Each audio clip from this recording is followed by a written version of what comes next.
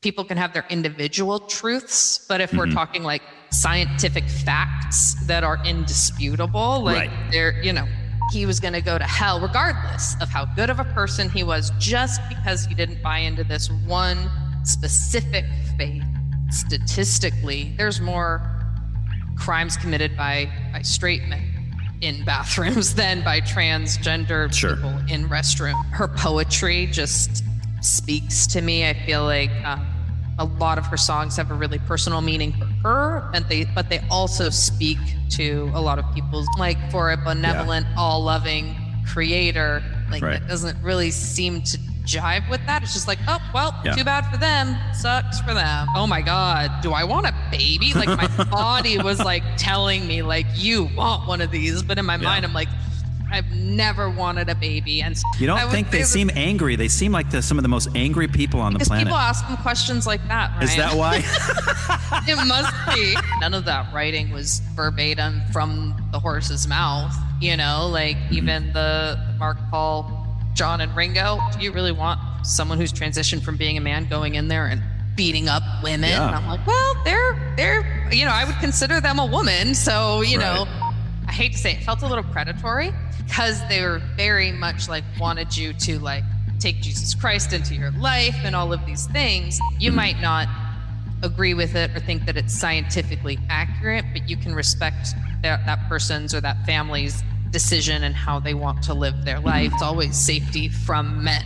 You know, it's not safety from other women. It's like women they're not concerned to go hiking by themselves because they think other women are going to attack them. It hurts my head and it hurts my ears and it hurts my brain. And I'm like, you cannot listen to this in my presence. If there's more scientific information that comes out that, you know, shows that there was something different, or, you know, there is intelligent design. So you don't hate all men, just most men at all. I just think women are better. Women are better. Gotcha. Yeah. Okay. But I don't hate them. There's a place for men. That's a hot take. That'll be your clickbait right there.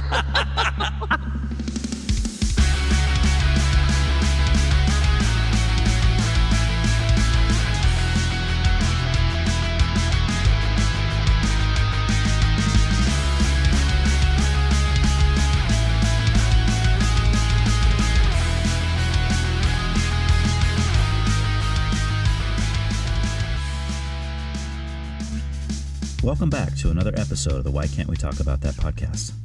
Please remember to not forget that word of mouth is the only way that anyone will know about this podcast, so please make sure and tell all your friends. Please subscribe, like, and leave reviews. And to contact me for any reason, please send an email to whycan'twetallkaboutthat@proton.me. Thanks. My guest this week is Kaela Villalobos, a librarian who believes that all reading is good reading, loves a scenic hike, and will never pass up a fancy meal. Kaela and I used to work together a few years back, before she moved on to much greener pastures. I had a blast getting to hang out with her and get her thoughts on a lot of fun topics, and hopefully you will too. Enjoy the conversation. What do you, I gotta ask, what are you doing out in Bakersfield? Well, I work for the California State Library, and so I'm working remotely. And so we bought a second home over here. So we own a home in Orchid, and we were able to rent that out. And my husband's dad lives over here. And so we were just looking for a second house to buy, and we wanted to be near family or friends. And so it was like here, San Diego, Santa Rosa, and Bakersfield was the only place that was affordable. Okay. So I was going to say, yeah. I mean, if I had to choose between San Diego and Bakersfield, I think it'd be San Diego. Yeah, it would have been. But the only thing we could afford over there was like a 400 square foot unit. And I was like, no, I'd rather buy like a 3-bedroom home. So we're selling it, and we're going to go back to Santa Maria, and then we're going to go rent around the state for a little while. So fun. Yeah, that's fun. We're both remote, so we're going to do the traveling lifestyle. Yeah. See, my wife has been remote for a while, even pre-COVID, and it's been awesome, but I'm not, so we can't really do that. But we've talked about like how cool if we like live in an RV and just kind of like go around and you stay at different places all the time, and that'd be so cool.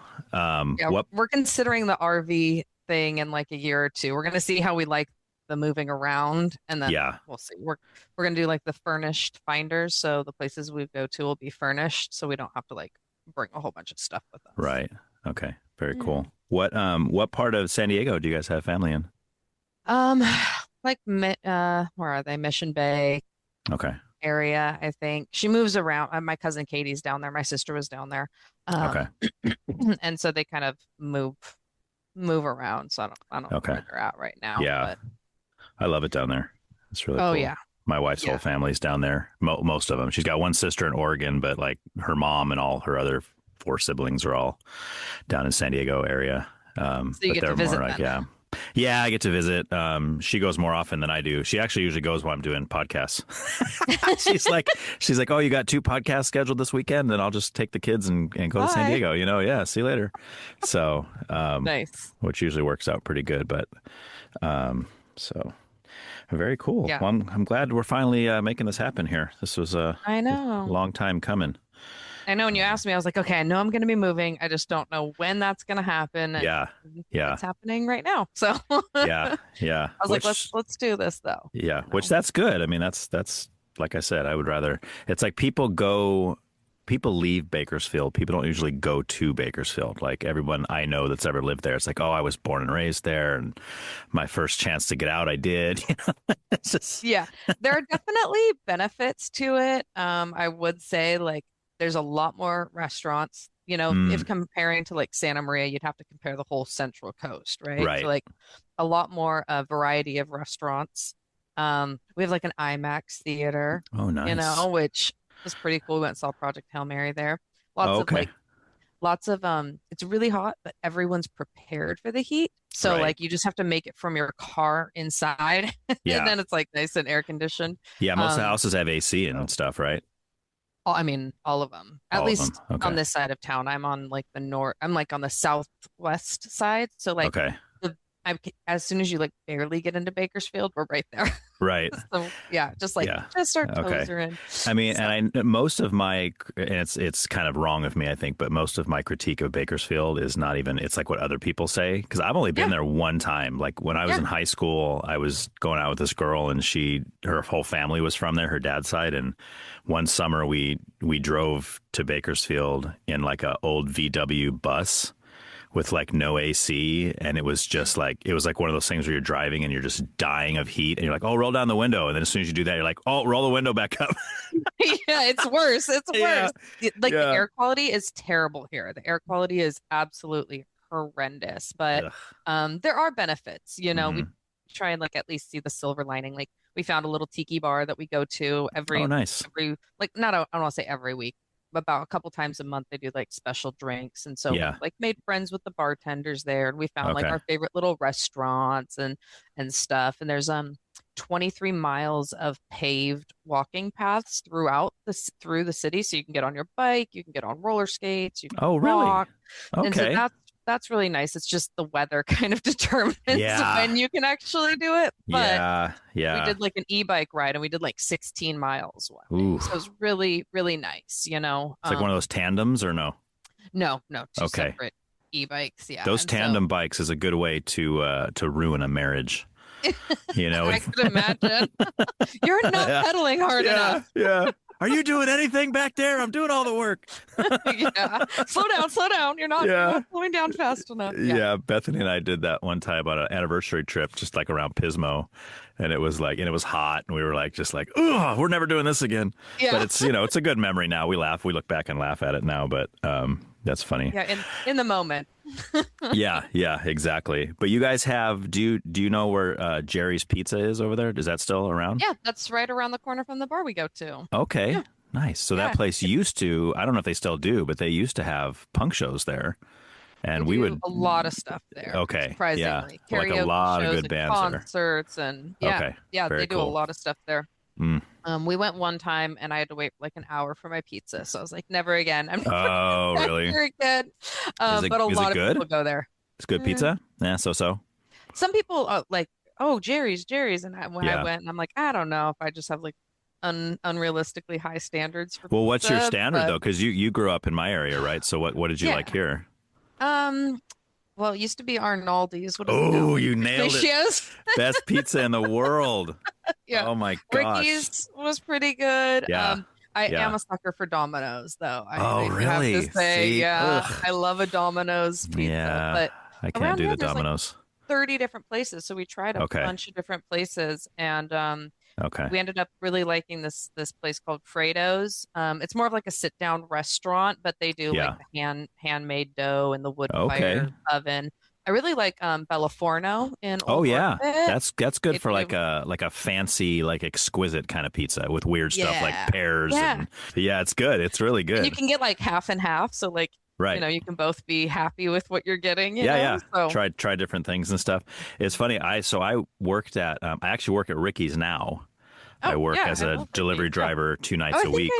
you've You been doing that you for might a have known while, that. right? Yeah, it's been Yeah, quite a few. I think even before yeah, you left Santa Maria. yeah. But I when I was 18, I started working at Arnaldi's back when it was called Arnaldi's still, and that's where I first met Ricky because he was a cook there, and then when he opened his own place and the whole deal. That's why the pizza's similar, but not the same. Yeah. But even though I work at Ricky's, I still think Patricio's is the best. You know, Ricky's is a good second, but Patricio's is just like it's just so expensive. You know, that's the only Yeah. problem with it. But it's It so good. is, but it's so good. It's just like for me, it's like Patricia's has like 3 times the amount of cheese, Oh and then yeah, I feel like Ricky's is like a little like step up, yeah, like I yeah, don't know, but I yeah. had a gluten-free pizza one time there at Ricky's, and it did not sit Oh, well, and since then oh no. I haven't eaten Ricky's. But Okay. Are you gluten intolerant? no, Oh, okay. no, I don't know why we got it. We just Okay. did. I I was think it was like a surprised thinner at crust how or good something, that but tasted. mhm. I they messed up on one night and they're like, "Hey, we're just going to throw this away." And I was like, I was hungry. I was like, "I'll eat it." I'm like, Yeah, it's free. I'll eat it, you know, and I tried it. I yeah, was like, "Dude, this isn't I mean, obviously regular crust is way better, but I was expecting to eat the gluten-free and be like, "Ugh, this is nasty." yeah, But it was yeah, but not bad. no, there's a lot Yeah. of gluten-free options that Hmm. sometimes like I feel like are a bit better because Okay. there's like they're less doughy Right. or they're a Right. little more crispy, so Yeah. Yeah. sometimes I feel like I can eat more of it too because it's not as yeah, thick. yeah, You know, which isn't less necessarily a good crust, thing, but yeah, more toppings. Yeah. yeah, because like Arnaldi's and Ricky's both have that crust. It's like, oh my gosh, it's just insanely thick. Yeah. Um, That and the cheese, man. yeah, at Cheese Patricio's, it's like, situation. yeah, it's you're just like you're gagging on the cheese at that place. It's just nuts. Yeah. Um, all right, cool. So before we jump into some music stuff, just Yeah. kind of give me a basic kind of background on you. I mean, obviously we used to work together, but we never really sat and like talked. So I don't really Oh, yeah. know much about your life or anything like that. I know you're married. I know you're now currently living in Bakersfield. Did you grow up in Santa Maria area or? Yep. So Okay. born and raised in Santa Maria. It was me, my brother, and my sister. And then in going into 8th grade, we had family tragedy. My mom's sister was shot and killed in Detroit, and My her gosh. yeah, it's somebody broke into their house and killed her. So it was random? Yep. They Oh never my found out gosh. who it was. And so really random. She was a single mom who worked 2 jobs and had 5 kids. Wow. So it was just really crazy. Was it And like a burglary attempt or they something? didn't Or steal anything. what the heck? They came in. My cousin Victoria, who's my age, was in bed with her mom because she actually had a nightmare. And so Mm, she'd gone downstairs and gotten to bed with her mom. And somebody broke in about 3 or 4 a.m., came into her bedroom, shot her mom. And my cousin Victoria, they did shoot her at her as well. And it hit her hand, so she had to have hand surgery. ugh. It was really, really tragic. And Yeah, so man. Dang. their dad had again tragically died a few years before. He had a heart attack. I think he was in his 40s, Mm, and the girls were there. And so when my aunt died, everyone's like, okay, where are these kids gonna live? There's, 4 of them, hmm 3 of them that needed guardianship. And my dad, who's not related at all, was like, we'll take them all because the family was it's challenging to take on 3 kids at Sure. any one time. So there was some kind of challenging family conversations around like who they wanted to take and who they didn't want to take. And Oh, my dad's like, nope, we'll take them all, send them out to California. And nice. also that's way further from Detroit. So if the person was going to come back or Right. something like that, like they Right. were out of the area. So kind of overnight, our family doubled in size. We went from Okay. having 3 kids to having 6 kids. Oh, wow. And at the time, Julie was actually already living with us. She was trying to establish residency so she could go to school out here in California. Hmm.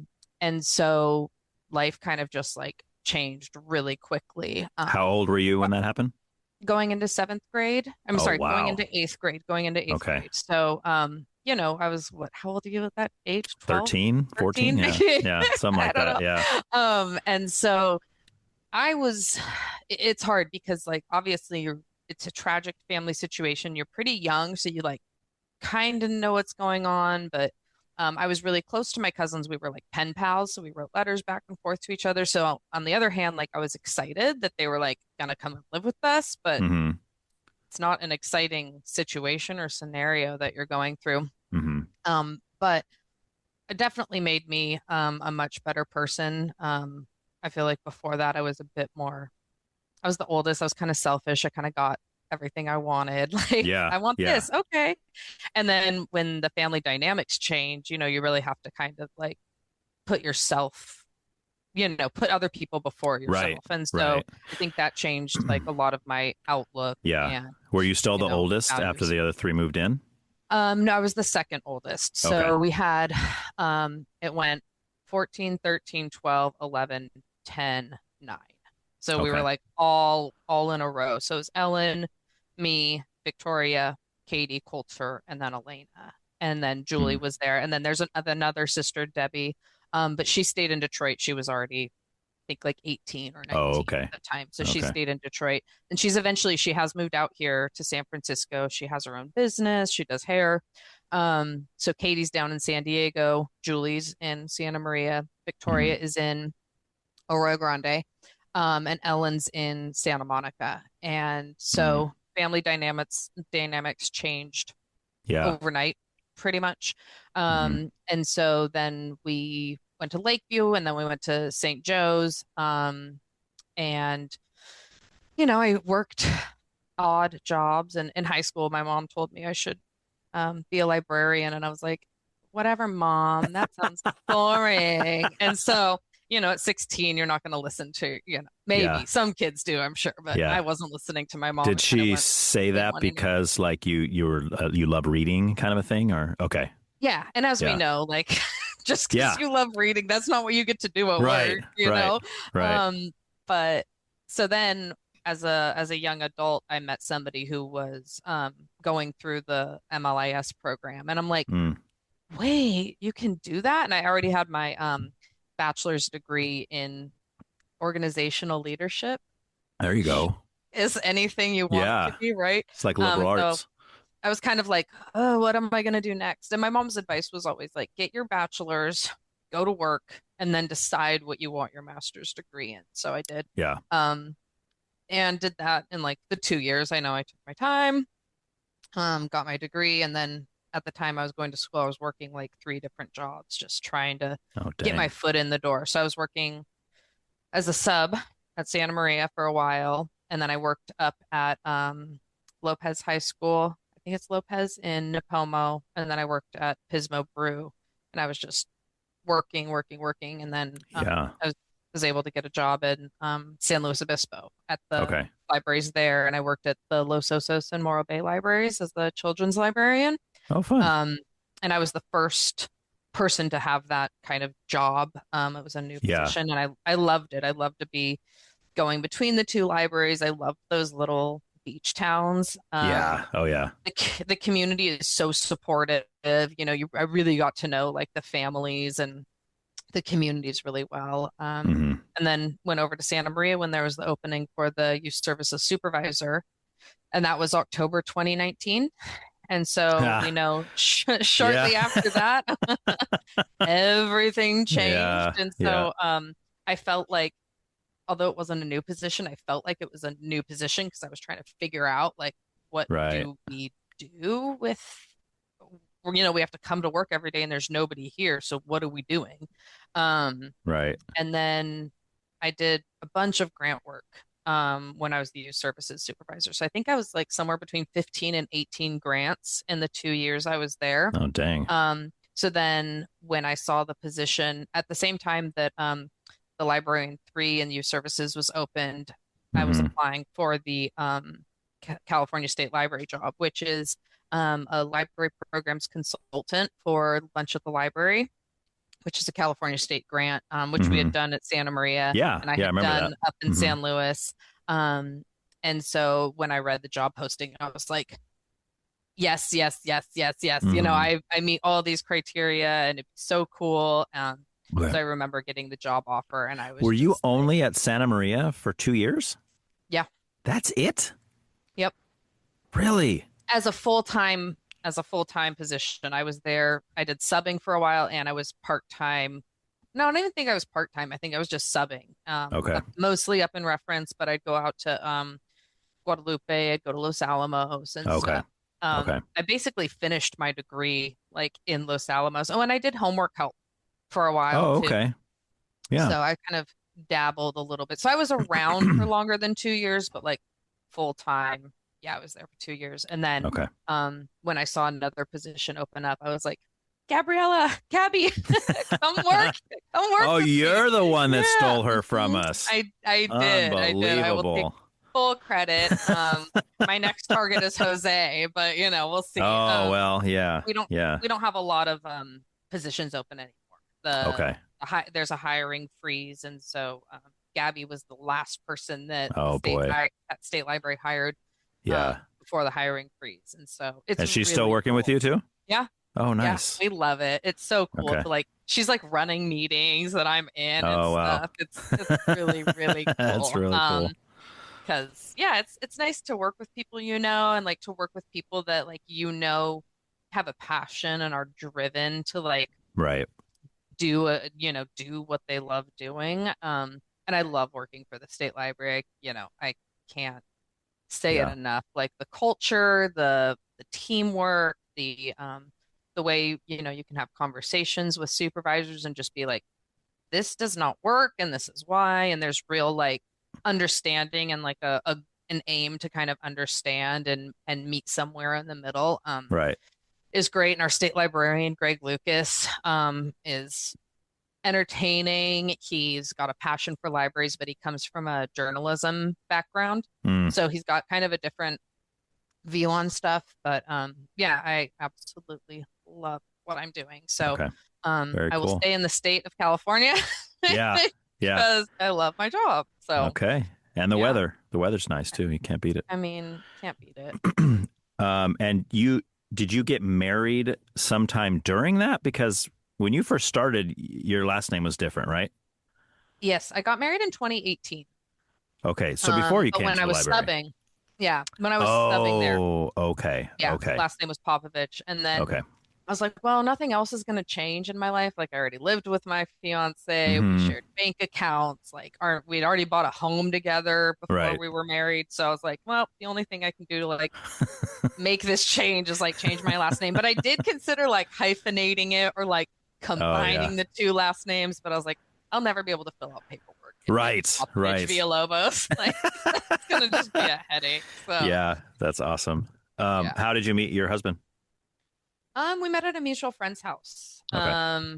And I started dating like one of his friends, and then I met him, and then we all were hanging out, and then I started hanging out with him, and we just really enjoyed each other's company. We laughed a lot together, and he he's very motivated, very driven, very Mhm. like on the go kind of person. I'm much more of like a homebody. Like I don't Mhm. mind like staying home and reading books on the weekend. He's like, all right, what are we gonna do this weekend? So there's Yeah. been like a lot of compromise, but I think he's helped me kind of grow and get out of my like anxiety of new things and new places because he's really confident and he has none of that Right. anxiety. So, Right. and he's in sales, so he's a very much a people person. Oh, okay. Yeah, talk Nice. to go. Very So, cool. yeah. Awesome. And we were talking about the headset. You said you guys don't have any kids? Nope, we're No child kids. free by choice. Child-free by on choice. purpose. Don't want Yes. kids. Okay. Nope, don't want kids. I never really wanted kids. Like I had friends in high school that like could not wait to get Yeah. pregnant, have kids, and like the day they were out of high school, like they were Yeah. working on making babies. And I was not ever like interested. And I think part of it Yeah. was like this idea of rebellion. Like people say you should have Yeah. kids. So I Yeah. was like, I'm not going to do what people think I should. And then Right. it kind of like grew into this thing of like, I don't see that in my life's purpose or goals. I Yeah. have nieces and nephews and they are amazing. And if you could guarantee me I would have one of those, like I'd probably have one, but like you can't guarantee that, Yeah, you we know? don't always get the blueprints of our DNA mixes, when we have No. kids. But it's like it's funny because I don't remember ever like thinking to myself when I was younger, oh, I can't wait to be a dad someday, But then we were parents very young. I mean, I was And you have few 19. kids, right? We have four. Yeah. Yeah, we have four, and our oldest just had her first, so we're now grandparents. So yeah, isn't that nuts? Crazy. It's That's so gnarly. crazy. Yeah, So yeah. you were But 19? I was 19 when Bethany got pregnant. She was only 17. And Mm. then by the time our daughter was born, I was 20 and she was 18 by that point.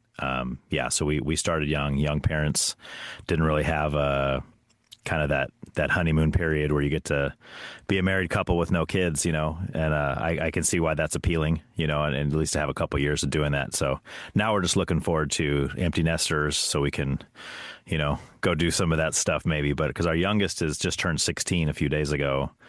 And our Almost other there. three You're almost are there. almost there. Yeah. And As our long as you do a next- good job and they're like, right.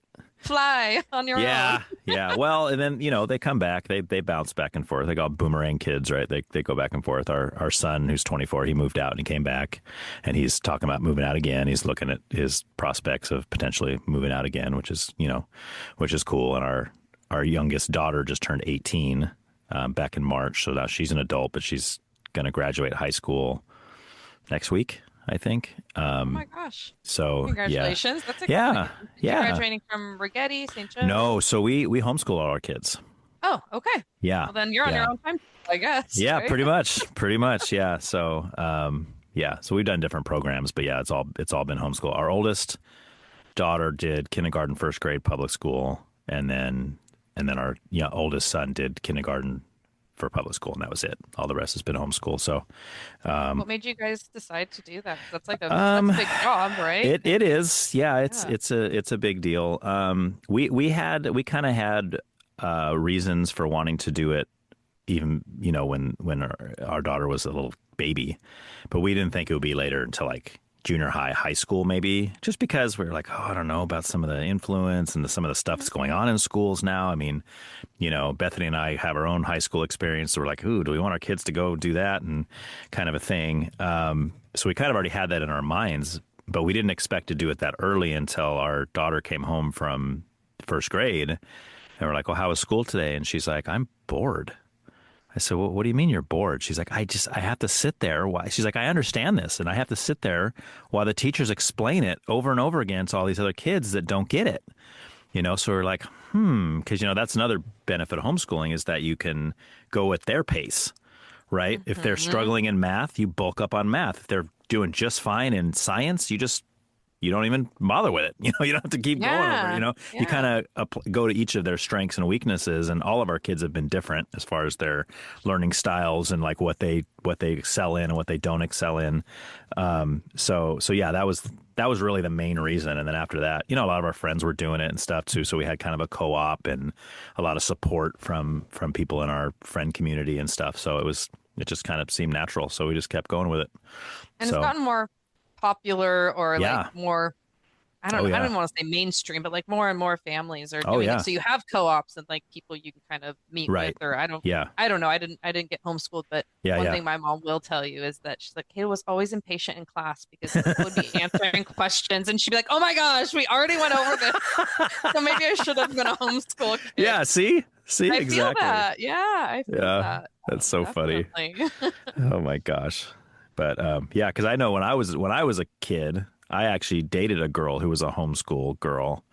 And, back then, like when you met someone who was homeschooled, it was weird. It was like, wait, you're what? Like it wasn't very common back then in the 90s, and it's like, what in the world? And I just remember thinking, man, what a weird family this is, with their homeschooling and all their rules about, like I remember I had gone over to her house one time to meet her parents and, and I'm very much into music. And I brought over some because she had never heard all the certain bands. I was like, oh, I'll bring over some music videos. Like, so I brought over like a VHS tape that I've taped some music videos off of, like MTV. It was like, probably like, it was like a bunch of grunge stuff, Soundgarden and Nirvana and that Pearl Jam, that kind of stuff. And I just remember like her calling me later saying, my mom was so mad after you left. And I'm like, what? She's like, yeah, she couldn't believe that you were showing me things like Alice in Chains and because I don't know if you remember the Man in the Box music video where the guy's eyes are like sewn shut. Oh, mm-hmm. So it's kind of creepy, right? It's kind of like horror movie kind of stuff. And I guess she was just like, what kind of satanic garbage is this boy bringing into my daughter's life? You have to bless the whole house now. Yeah, thanks a lot, Ryan. Jeez. Yeah, exactly. So I just remember thinking, what the heck is wrong with you? But anyway. But yeah, so I dated a guy that was homeschooled when I was like 16, and okay. They were a very religious family. We went to church together and stuff. Okay. That's how I met him. But he was also like in a band, and he had friends that were older and stuff like that. But okay. It was definitely like at first I was like, oh, is this family going to be weird because these homeschooled? And they were very, very nice and very friendly. The rule the mom had, which was completely, I think it was the same rule at my house, was like, you guys can go in the bedroom, but the door has to stay open. And right. like that was kind of the same rule at my house. If there were boys in the bedroom or something, you right. just left the door open. That was just right. That way mom and dad can walk by at any time, and you live with that fear. Yeah. No, like, what are they doing? You right, know? And right. we weren't, we were like reading the Bible or something. Yeah. So like nothing weird was happening. Right. But they were really, really nice family. Yeah. That's really cool. So. Yeah. All right, let's do some music stuff here. Are you, I mean, again, most of the topics we're going to talk about today are things you and I have never discussed before, so I don't really know where you're at. I mean, are you like, oh, actually, I forgot to do my 3 questions first. I always do these 3 questions first to kind of get a vibe of where we're going. And these are short answers. I'll let you flesh them out as we go throughout the episode, obviously. But they have to do with each of the 3 kind of main headings that we're going to be with. So the first one is just what would be your favorite genre of music if you had to choose just one? I guess like popular music would probably be it. Okay. Like dance pop kind of stuff or like? Well, right now I'm loving Florence and the Machine, but like my first love was Michael Jackson. So nice. Okay. Yeah. Very nice. Did you see the movie yet? No, I haven't. I haven't either. I haven't either. I don't know. Yeah. I don't know if I will. Oh no. I've heard mixed reviews from the family and then the critics. So. Yeah, and well, I guess it depends on which family members, right? I mean, that's kind of the story of that guy's whole life. Some of his family was very supportive of him, and others not so much. Cool. Yeah, I haven't seen it yet either. We did go see the Mandalorian movie last night, though. Have you seen that one yet? No, I don't really follow those. Oh, you're not a Star Wars person? Early Star Wars. Yes. Early. Original trilogy only. Yeah, pretty much. Okay. I grew up on those. My dad watched them, but like all these extra things, I don't know. I haven't. I'm like, money grab. Like, I don't know. It's just, I get it though. People love the story and you want more of the story, right? Like, so I get that. Yeah. And I get all that too, because like most of them I'm not a fan of. But if you were ever to delve back in for anything, I think The Mandalorian is a good show. It is a good show. Baby Yoda, right? Baby Yoda, yeah. It's got the cute element, as did this movie last night for sure that we saw, the new movie. That or Rogue One. I don't know if you ever saw Rogue One. Oh, I think I did with what's her name? What is her name? Ray? Oh no, that's episode 7, 8, and 9 with Ray. Oh, okay. Yeah, no, Rogue One. Like one of those. Yeah, Rogue One takes place in between 3 and 4. I don't know. I don't know if I've seen it. It's pretty When epic. did it come out? Oh, shoot. I don't know. I don't remember the year. It's been a while. I saw the first couple like newer ones and then it just like kept going and going. Yeah. And going. Yeah. And I was like, all right, I'm done. Yeah. And the ones you're thinking of with Ray, those are okay. They're all right. I like those better than the 1, 2, 3. I like those better than the prequels, but they're still not. The original trilogy is where it's at. But Rogue One's really good.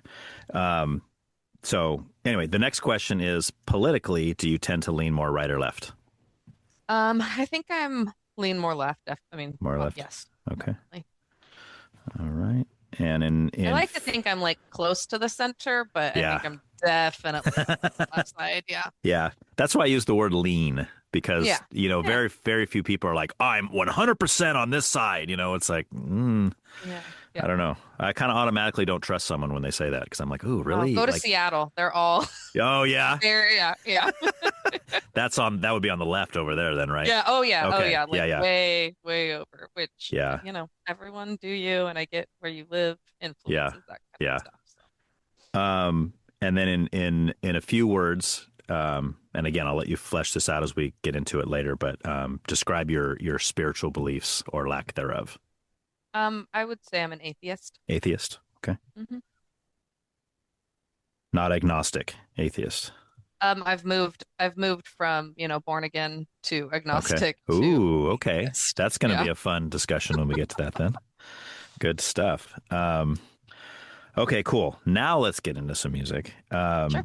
So I like to go back as far as you can remember to the earliest experience that you had with music to where you were moved by it or even just like I really, really like that. Like, do you remember what song it was, what artist it was, where you were? Michael Jackson Okay. was like my very first. I think I bought like the Bad Nice. cassette tape. That was the you first know? cassette I owned was The Yeah. Bad by Michael Jackson. Yeah, Yeah. yeah. Nice. And I remember, I would just listen to the radio and I have like a whole bunch of blank cassette tapes and I would record stuff off of the radio. Okay. And a lot of it was like pop music. So, Yeah, yeah, Michael Jackson was like easily my favorite for yeah. so many years. And then, my dad is a lot, big into music. And so, Okay. another one of my favorites that, my cousins will tell you that I wrote down in letters that I wrote to them was the Beach Boys. Really Okay. liked the Beach Boys. Nice. Um, Did you venture and on like past their surf stuff at all, or was it more of that kind of the surf I stuff? think I listened to like the what is it? Animal sounds, pet Pet sounds or sounds. Yeah. something. Pet Yeah. sounds. Yeah. And it's just then once I learned they weren't a real band, it kind of like ruined the illusion for me. What do you mean? What do Well, you they were mean? like put together. They weren't real surfers, they were the Oh, record right. label created this Right. band Yeah. to Well, create a certain type of it, music. because actually, what am I trying to say? I researched the Beach Boys a lot. Yeah. I've always been a big Beatles fan, and it wasn't until actually at work, Kathy Lambert, who you know, she was telling me about, oh, do you know about the Beatles Beach Boys rivalry? And I was like, no, what are you talking about? So then she started like explain how they were like Paul McCartney and Brian Wilson were like bouncing off of each other. Like even, I'm going to mess up the albums right now, but it was something like Paul McCartney. Oh, it was like Paul McCartney said there would have never been a. No. Brian Wilson said there never would have been a Pet Sounds if there wasn't Revolver by the Beatles. And Paul McCartney said there never would have been a Sgt. Pepper if it wasn't for Pet Sounds. Something like Wow. that. Like they were Okay. trying to outdo each other because the Beach Boys felt like this British band came over because the Beach Boys were like America's band, and then Right. then they like started, wait, who are these Beatles guys? And everybody, and the girls, the Beatles, and then it's like kind of blew up overnight, and then everybody kind of forgot about the Beach Boys, Yeah. But anyway, the way I understood it when I was doing kind of the research is that one of them was a surfer, very much into Okay. surfer. One of them was very much into cars, which is why you get some songs about cars throughout the Beach Boys. Lots of Cars songs, yeah. And then Brian was just like this creative genius who was just writing songs. He didn't really care what they were about. He was more about the sound of the songs, So that's why there was like a lot of inner conflict in that group. But so that's when you lost hope, huh? You're like, oh man, Yeah. these guys don't even surf. Yeah. I was like, they're fake Californians. No. Yeah. And then you grow up and like they, stop making albums. And so Yeah. I did like early Beatles. I liked the Beatles. Mhm.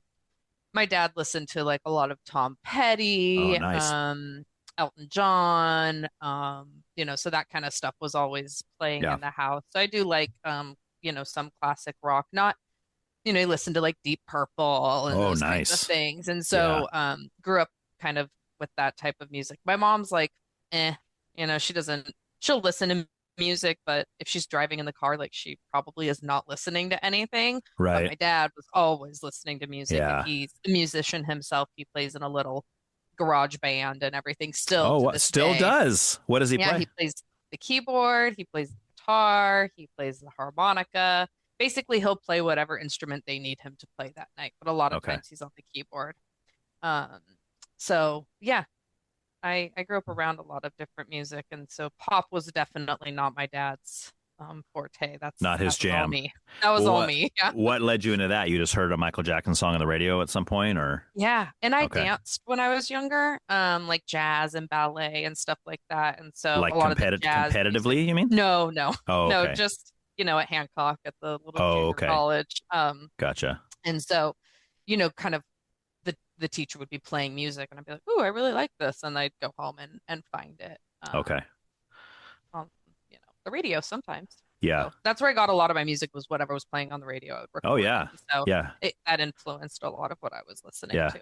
I used to do that too. It's funny how I try to tell my kids about that, and it's just so foreign to them because it's all about Spotify now and Pandora and like these just online jukeboxes where you could just click playlists. It's like, no. If we wanted to hear a song, we either had to listen to the radio for hours on end until they played it, and then we would get a cassette tape and tape it. Right? Yeah. Yeah, Because then you could have it, and it's this totally crappy, like crackly sounding recording, but you're like, hey, I can listen to this whenever I want now. And then an ad comes on like in the middle of Yeah. the song, and you're like, no. Yeah, for sure. I remember definitely. in our area, Saturday mornings, like at 6 a.m. is when they would broadcast Casey's Top 40. And I remember I used to get up on Saturdays just so I could do that. Just so I could listen, and I used to like keep lists of like the top 40 for one week, and what changed this week, and I was like a nerd like that. I was like all into it, and then I would record it, like, and it was just it's just crazy how kids now they have no concept of what that even means, So much access. Yeah. So much access. Right? And not only that, but it's like the kind of the pop star thing is kind of, it's not gone, but it's not the same because how many of these singers have made names for themselves without a record label, right? Because of the internet and things like YouTube, and they can just like upload their stuff and they get discovered. You got like a Justin Bieber or like people like that, like didn't really go through a label. It's like, oh, this kid's an internet sensation. Let's sign him. Then the record label Shawn comes Mendes in. Yeah, exactly. Another one of those. Yes, yes, totally. Yeah, I tried to go to a few concerts this year, and one of the concerts I went to is somebody who's I guess I just discovered her on the internet, and I love it. I always feel like so much pride when I feel like, I discovered this person on my own. Nobody told me about this. So yeah. Who Snow is it? the Product. And so Snow the Product. Snow So the Product. Yes. Like SNOW? SNO. Just SNO. Mhm. Like snow cone. She's Okay. she's a Bay Area rapper, and she's Mexican, and so a lot of her Okay. stuff is in Spanish, but she does some English stuff. Okay. And I just liked her sound, and her stories are really fun, Okay. and she's all over what is that? Twitch. She does like a lot of Twitch live okay. streaming. I don't watch that, but she's very much self-promoting. Okay. She did a remix of one of the of the Hamilton songs. Somebody was putting together like a remix of it, and she was one of the people on that. And I think she was under a record label at that time. Okay. But Yeah. it was really fun going to the concert because it was a smaller venue, and everyone there like feels like they know her, because they watched all her lives and stuff. So that's cool. That was fun. Yeah. Now once an artist like that like pops off big time, like they get big and they're, do you almost feel kind of like when people come, oh, Snow the Product is my favorite, and you're like, psh, dude, I've been around since day one, Yeah, you feel like like they're, I don't know, you discovered them yourself or something, but Right. I always get excited. Like, I love this person. I love what they're doing. Like, I think more people should know about them. So when more and more Right. people know, I'm like, yes. Yeah. Like, Yeah. this is cool because Yeah. I think more people should hear her music and know who Right. she is. But then when they do, it's almost like annoying, It's like I'm glad for her because now she's making more money. She's able to have a bigger platform to perform. But at the same time, you're like, oh man, it just was cool and it was like a little thing that like I would tell somebody they didn't know who it was. For one of those for me is 21 Pilots, to where we were like listening to that before. Like I remember at the library. There was coworkers. I was like, "Oh, have you ever heard of this? Check this out." And I would lend like the CD to people and stuff, and they would be like, "Nah, it's all right, whatever." And then like a year later, when whatever that Stressed Out or whatever came out, Ride and all those songs came out, and everybody's like, "Oh, 21 Pilots, greatest band of all time. Oh, this is so cool." I was like, "Hey! Now wait a minute. That's the same band I showed you a year and a half ago. Like what?" And you didn't like them. Right, exactly. And then they try to play it off. Oh, well, that album you showed me I didn't like. I said, well, hey, re-listen to it. Now that you're a fan, re-listen to it. I bet you'll like it now. Yeah. We got to see them in concert, and I went because we got free tickets. Nice. I was like, I know a couple of their songs, and it was through my husband's work. So we got to be in a luxury box up in Sacramento.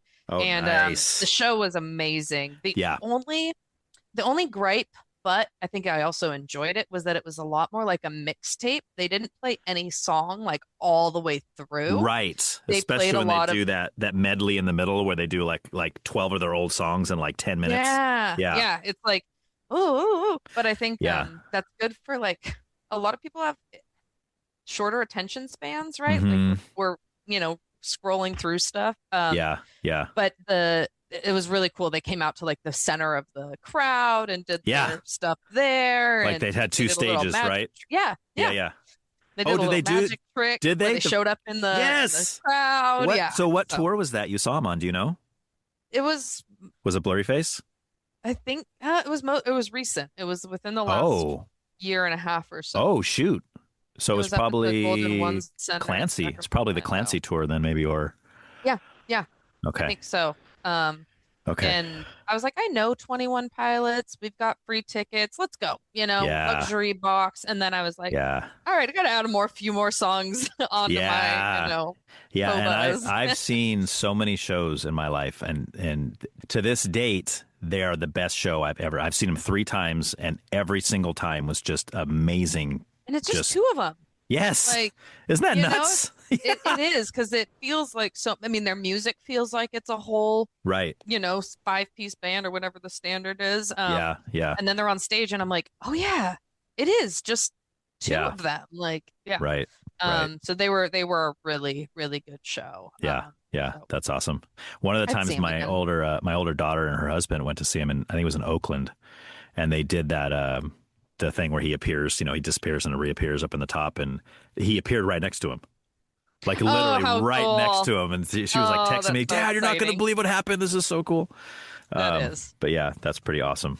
I feel like it's cool too, because they like show up like in the higher, or at this one at least, up in the higher stands where like, you're not the person that paid a whole bunch of money to be right in front of the stage, but you still get that like close-up experience. So I thought that was just really, really cool. Yeah, they seem very about the fans.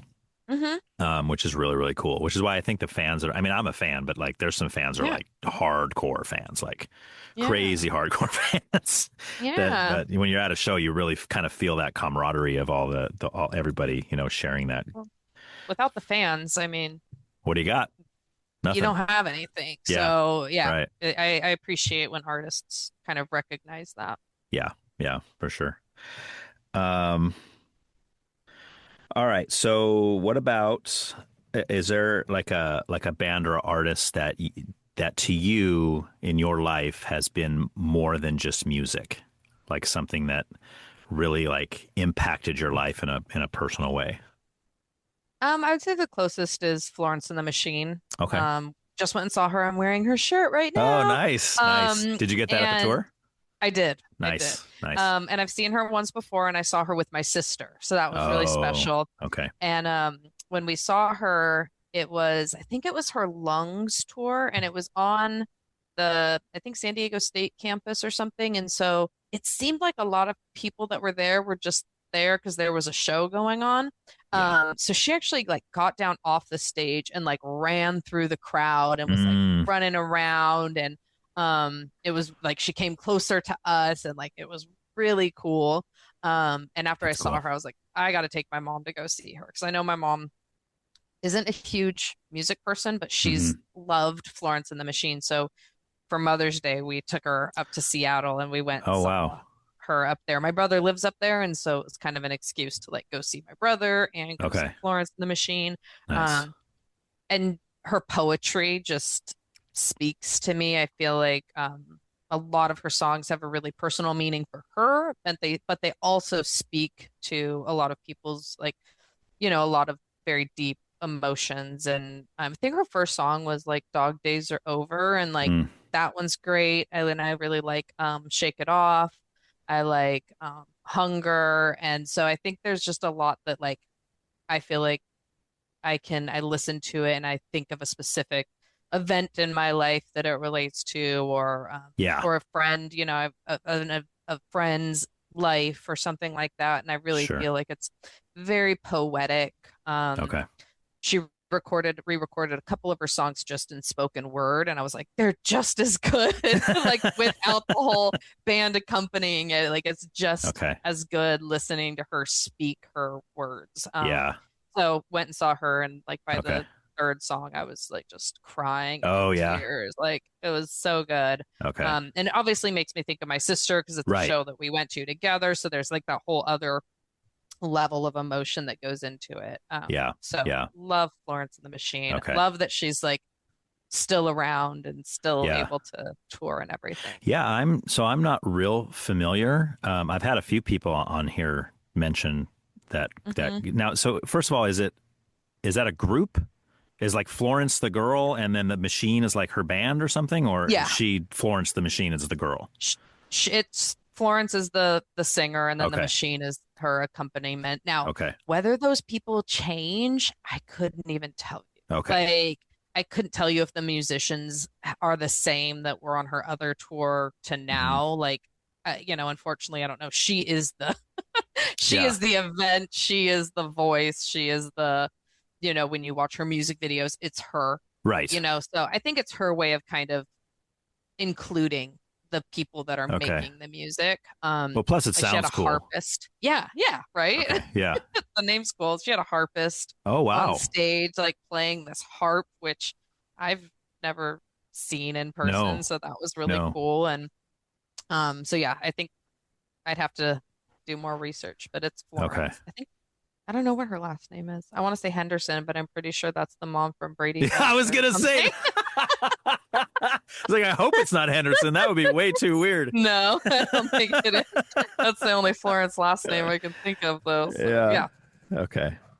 Um, so I always ask if there's a group that I'm not real familiar with. I always ask someone who's a fan if I were to start checking them out, where would I start? Where do you think I should pick up? I mean, if you don't know, I would start with Dog Days Are Over. That was her very first one, and it still, Okay. I think, holds up today. Is that a song or And an then, album? that's her first single. Single. Okay. Um, and then I don't honestly couldn't tell you the names of all her albums, but each of like the songs that I like are from different albums. Okay. So I think one of her albums is called Ceremonials. I know one of them's called Lungs. I think she has like we looked it up the other day, 6 or 7 albums. Her Okay. most recent one, Scream, is the tour that we went and saw, and it's very witchy, very like Witchy. Oh, like yeah, the like theme, you mean? Like the yeah. Okay. She released it on like October 31st. Oh, cool. But I'd say like all her music is very like female empowerment, and kind of like celebrating, her individuality as a woman. Hmm. Um, and so I would start with Dog Days Are Over. I'd move to Shake It Off. And then I think from there, just be like, if you like those, then just Okay. go ahead and explore everything. I think her most recent album, I love, love, love it, but I think it would take some time, like, to grow into it. Okay. For somebody who's a newer listener. Right. But her Right. her title album or her title off that album is Scream, and Mhm. she started the show with that one. And I definitely had to listen to the album a couple of times to figure out which songs I liked, and then now Oh, I even for you as a all of- fan, it Mhm. was Yeah. is it a totally different style? No, I think it's just less pop and more poetry. So there's less like of the repetitive verses and stuff, which I think Hmm.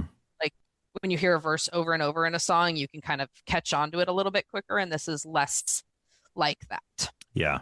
Okay. But I really like this album. Okay. Very There's a cool. number of songs on it I really like. But if I were to listen to those two songs you said I should start with, and I'm Mhm. like, then you don't think I would Yeah, like the rest of it? you probably wouldn't Okay. get into the rest of it. I would say those are the two that I would encourage. And they're more like upbeat and Hmm. I think they speak to a wider audience. Okay. And then her other ones kind of feel more individual.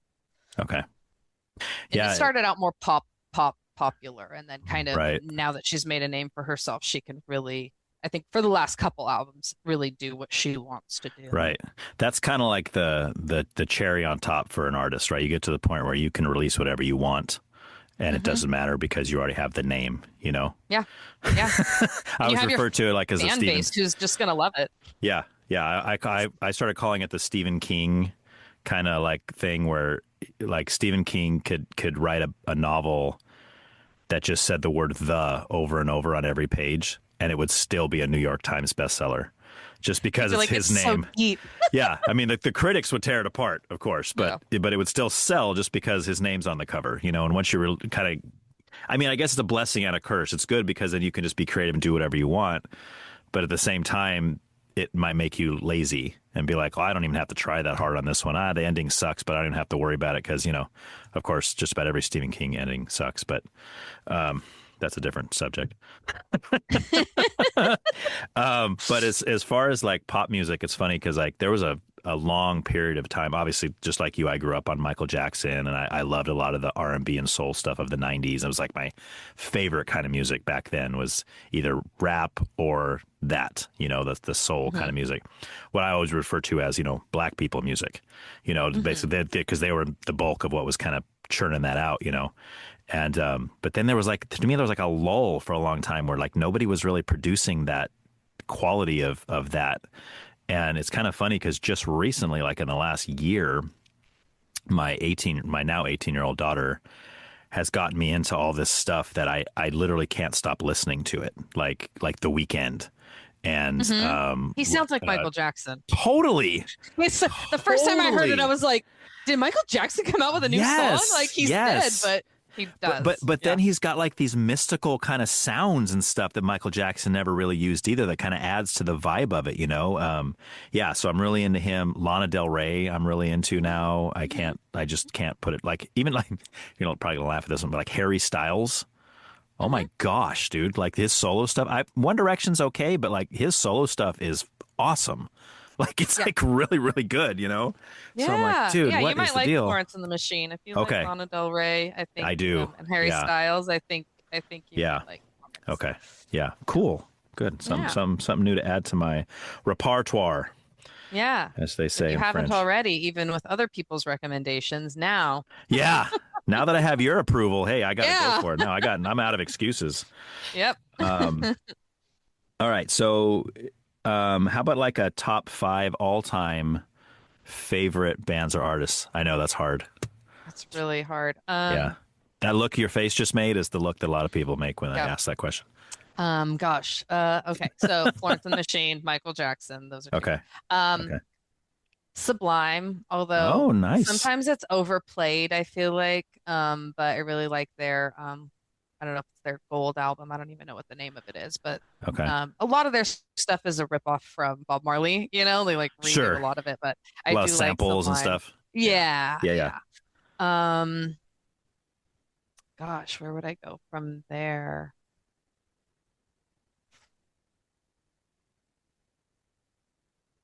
Oh, Tech Nine. I really like Tech Nine. Oh, no way. The rapper? Yeah, yeah, yeah. Mm, If I'm like ready to like rock out, I really like okay. some Tech Nine.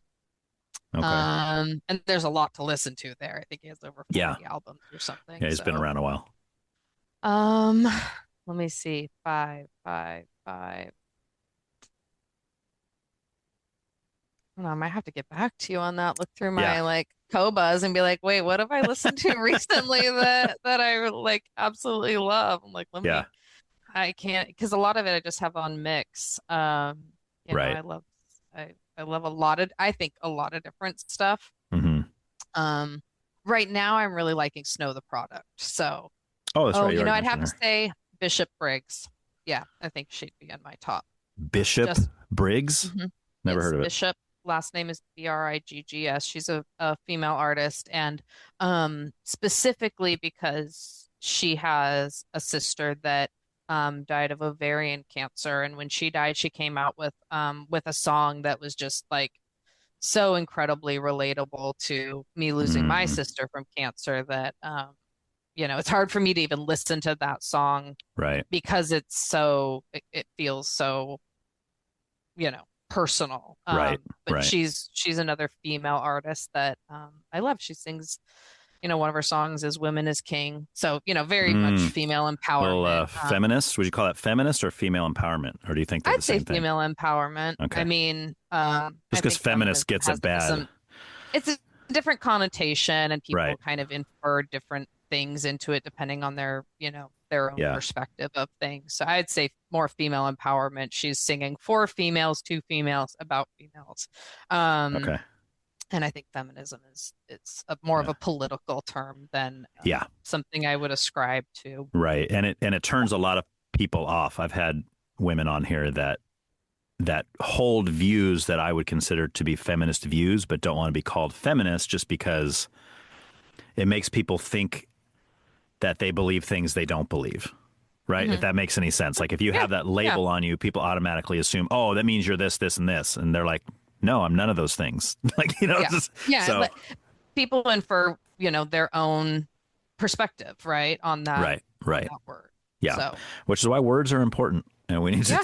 define stuff when somebody says, Hmm. are you this? Well, tell me what that is first, and then I'll tell you if I'm that, so Yeah. because we all have our own Yeah. definitions. All right, cool. Let's kind of go through these 5 or 6. You gave me 6. We'll go through all 6. So we'll start at the bottom with Bishop Briggs. You mentioned one Hmm. song. Can you give me a few others that would be good? I really like her song River. Hmm. And Um, she's a trying. rapper, No, Bishop she's a singer. singer. Okay. Soloist, I Yeah. guess. I can't even find the one song that I'm thinking of specifically that Hmm.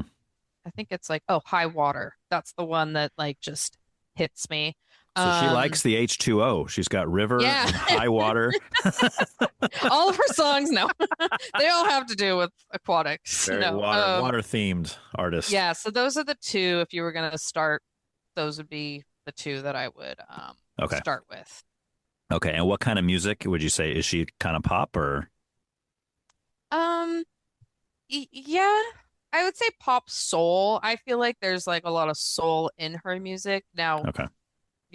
would a music aficionado, describe it the same way? Maybe, maybe not. But Right. I Yeah, but feel what do like they again, know?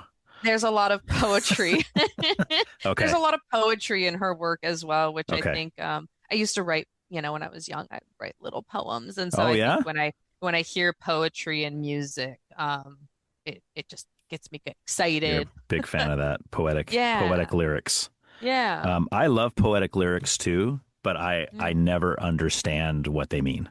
I And know I'm I always want okay to with look it up. that. Like, what do they mean? Right. But they I never think tell you. Don't you hate that? no. They always say things like, well, we want you as the fans to let it mean what it means to you. I'm like, oh, Mhm. that's great. That's great. But I'd love to know what you meant by it. Yeah, It's and like, I think come on. sometimes it's like the words just rhymed, so they didn't have a meaning, and they're just like, Right. let them figure it out. Yeah. Yeah. But yeah, definitely. Like sometimes I just want to know, like, what did you mean when you were writing this? Like, how Hmm. I want to understand your Right. thoughts when you put those words on a page. But Right. I do that as well. Like, I just let it mean what it means to me. Like, and Hmm. when it makes me feel something or think something, sometimes just take that at face value and enjoy it for how I'm enjoying it and Right. Right. not ruin it for myself. Do you still write poetry? No, Why not? because No time? No fire? What happened? I don't, yeah, I would say the the impetus for my writing was I just had so many emotions as a teenager that like I felt like I needed to get them all out on a page, you know. It was therapy for you. Yeah, and not as much now. I feel like maybe I don't feel as creative, or I don't feel like I have, you know, growing up, there was a lot going on in my life that was very, you know, highly emotional with, you know, the change in my family. And then, you know, when you're 14, 15, 16, you've got a lot of like emotions happening and, you know, boys that I liked and, you know, feeling misunderstood. And now I just like, I guess I feel more kind of secure in who I am, and I don't have as much need to like put it down on paper. Right. So you don't even feel that fire at all to create that anymore. It's just not there for you. No, yeah, it's not. I enjoy like reading it, listening to it, hearing other people's interpretation. And I wouldn't say that I'm a perfectionist, but if I put something down and I don't like it, like I'm like, ugh, why did I even do that? And I don't want to like go through a dictionary and look for the right word. I should just know it, you know? And so I don't feel the whole desire to like express myself in that way, I guess. Yeah. Okay. Yeah. Very cool. How about Snow the Product? You got some songs for me to check out on that one? Her most recent and most popular song that everyone likes right now is called Sábado, and that's Saturday in Spanish. Oh, okay. And it's specifically about like somebody mailed a letter to their house, and it was indicating that one of her family members had voted for Trump. And so she takes the letter to like the family party and like, who voted for Trump? Who? It could have been this person or this person or this person. And she wasn't going to congratulate that person. No, she was going to be mad at them. Berate them. Gotcha. Yeah, and be like, why did you do? Yeah. She's Mexican, and so so she's not MAGA. She's not a big MAGA person. No, it's a very I wouldn't even say it's an anti-Trump song, because it's more about like the culture and the family. Yeah. Like that's kind of the impetus for the song. Okay. But it feels like that's her most popular song right now. Yeah. Okay. It's Sábado. And she just released she doesn't have a record label, so her most recent album is like 30 songs long. Oh, wow. Which I love, because normally you get like 12 songs, 10 songs, something like that. So it's all of her stuff is on there. And so I would say she's more of a, some of her stuff has political, you know, leanings, and like it's, you know, impacted her life. And so she's singing about it and impacted her, you know, culture and her family members and stuff. So Sábado is really fun. It is 90% in Spanish. Nice. So there's definitely some like, but when she puts out a music video, she has like English subtitles, so you can like, you can read along and understand what's happening. Sometimes I like the foreign language in a song, because then I know I can play it with my kids. Yeah. You know, I mean, if they don't know the language, major curse words. Right. There's exactly. Definitely some major curse words. Know? Okay. And yeah, so her other one is No Traigo Nada, which I don't even know what it means, but it's a beautiful. Well, kind of nada melodic. means nothing. Yes, I know that. Okay. And no means no. Right? So I guess we just have to figure out. Look at us, man. We're Spanish scholars over here. We're almost there. Yeah. So I like her stuff, because there's a lot of like emotion and passion and beliefs behind it, and I definitely like align with her on those beliefs. And so most of them, I don't know every single political opinion that she has, but the ones that I do know, I appreciate it. And it's a funny song as well. Like there's a lot of humor in it, and so I think that's it's entertaining. Nice. Yeah. And the next one's Tech Nine. So I will tell you that I have never heard any of his music, but he's featured in a song with one of my favorite rappers, which is NF. And I don't know if you ever heard of NF. I don't know. Or you've never heard of NF at all? No, I haven't. Oh, is it just the letters NF? NF. It stands for Nathan Feuerstein or something is his last name. Okay. But yeah, he's got a song on his Clouds EP that features Tech Nine. I don't remember the name of the song off the top of my head. I don't know. It might even be Clouds, actually. I could be wrong there. But yeah, definitely check that one out. But if you want to hear how good he is, check out the song The Search. It's just, oh my gosh. It's just one of the greatest. Definitely some Eminem influence there for sure. Which he would openly admit to. Yeah. But yeah, when you're influenced. Right. But he also has his own unique kind of, like, he uses a lot of orchestral kind of building with the beats and like the sound. It's very emotional. Like some of those songs, I mean, not just the words. It's just like, you're like, wow, but then he does have really emotional. He has a song called Why Did You Leave Us, about his mom overdosing on pills when he was a kid. Yeah. And that one, I don't care who you are, you cannot listen to that without crying. I don't care. I'm going to put it down. Yeah. I don't care if you're the strongest man's man that hasn't cried since they were 3 years old. You put that song on, it's over, man. You're just like, it's like one of those songs I can't, it's part of a playlist of songs that I have is cannot listen to while driving. Yeah. It's hard to see through blurred vision. So yeah. Most of those songs consist of like songs about like your kids growing up and, songs like that. For me, those are the ones that do it to me. But yeah, that song by NF is really good. So check him out for sure. I will. But Tech Nine. So give me some of his stuff that I could check out. Oh man. Okay. So there's a lot, right? Like I said, he has over 40 albums. He has his own label. So he just like creates whatever music he wants to create. I think I started with his first episode or his first CD or album was Absolute Power, and I like Slacker off of that. Okay. I like his song Red Kingdom. He's from Kansas City, Missouri, and so it's an anthem for their it's like football sports team or something. Oh, okay. Yeah. But it's just a good song. I like the way he put it together. It's really fun. Okay. I like Am I a Psycho? Ooh, I like the title of that one. Yeah. And then there's Like I Ain't, Hood Go Crazy. And then there's one that I really like, and it's like an introduction song. It's like really, really short, and it's called Aw Yeah. It's like AWW. Like, oh yeah. Yeah. And it's kind of him, like he's just talking to God and like kind of asking all these questions about like, why this, why that, why this, why that. Nice. And it's just, I really like it. It gets very emotional at the end. It's short. But I really like that one as well. There's a lot of like, it's very kind of time centric. He mentions like Boko Haram and some other things that were like happening at the time the song came out. So it's kind of niche in that way. Yeah.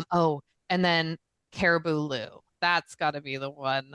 Caribou Lou. It's just about a drink, like alcoholic drink that him and his friends made, and like how they get like really drunk off this drink. Yeah. But it's just it's good. It's easy to sing along to. It's fun. But Tech Nine's features on a lot of people's albums, and he's had a lot of features on his. So, any major kind of rapper from like the 90s through the, early 2000s, name them, he's done a song with them. Eminem, Snoop Dogg, everybody, Oh, wow. So he's been around a while, and he's got a lot of stuff to listen to. Okay, cool. Well, I'll start with those ones you told me then, and then I'll see where I'll go from there. Yeah. I did like his part in the NF song. I listened to this guy's got a good flow. Yeah. I would say that some of his stuff his flow is kind of similar throughout his music. Okay. So there is that can be. Sounds redundant. Yeah. Okay. But I love him, so yeah. I forgive him for it. He's got his style, and he knows what it is. Well, if you have a style that you keep doing, but it's a good style, you can just keep popping out records that are people like, oh, this is great. It's great. It's like the last one, Yeah. All right. Sublime is next. This one is interesting because I don't know if I'm sure if you're a fan, I'm sure you've seen or heard the stuff with Jacob singing now. It sounds just Isn't it incredible. nuts? It's nuts. I could not believe it. I was like, wait. Yeah. Bradley Noel, like It sounds so much like him. I had been watching I saw the first thing I saw was like a live performance. It was a some festival. I had heard somewhere, oh, Jacob's singing with Sublime. I was like, what? Because I know he's done his own bands and stuff before that. But I saw a live performance at some festival where they were doing Bad Fish, and I was like, oh my gosh, like it sounds like Bradley singing this. Like it was tripping me out. And then I heard then I said, I wonder if they're going to write anything new. I wonder if they're going to actually record an album with Jacob and see what that's like, And then I heard that they were, and I was like, oh, there's a new album coming out. This is the release date or whatever. I was like, that's cool. So then I'm at Ricky's working one night, and they always have like the Pandora playing or whatever, and they usually have it on like reggae or country, I guess, depending on who worked in the day shift that day. But this night they were kind of playing some reggae stuff, and I'm back there kind of folding boxes and stuff, and I hear this song. And I know it's Sublime, but it's a song I've never heard before. And I'm like, how can there be a Sublime song I've never heard before? Like, I have their whole catalog of everything, and I've heard it millions of times.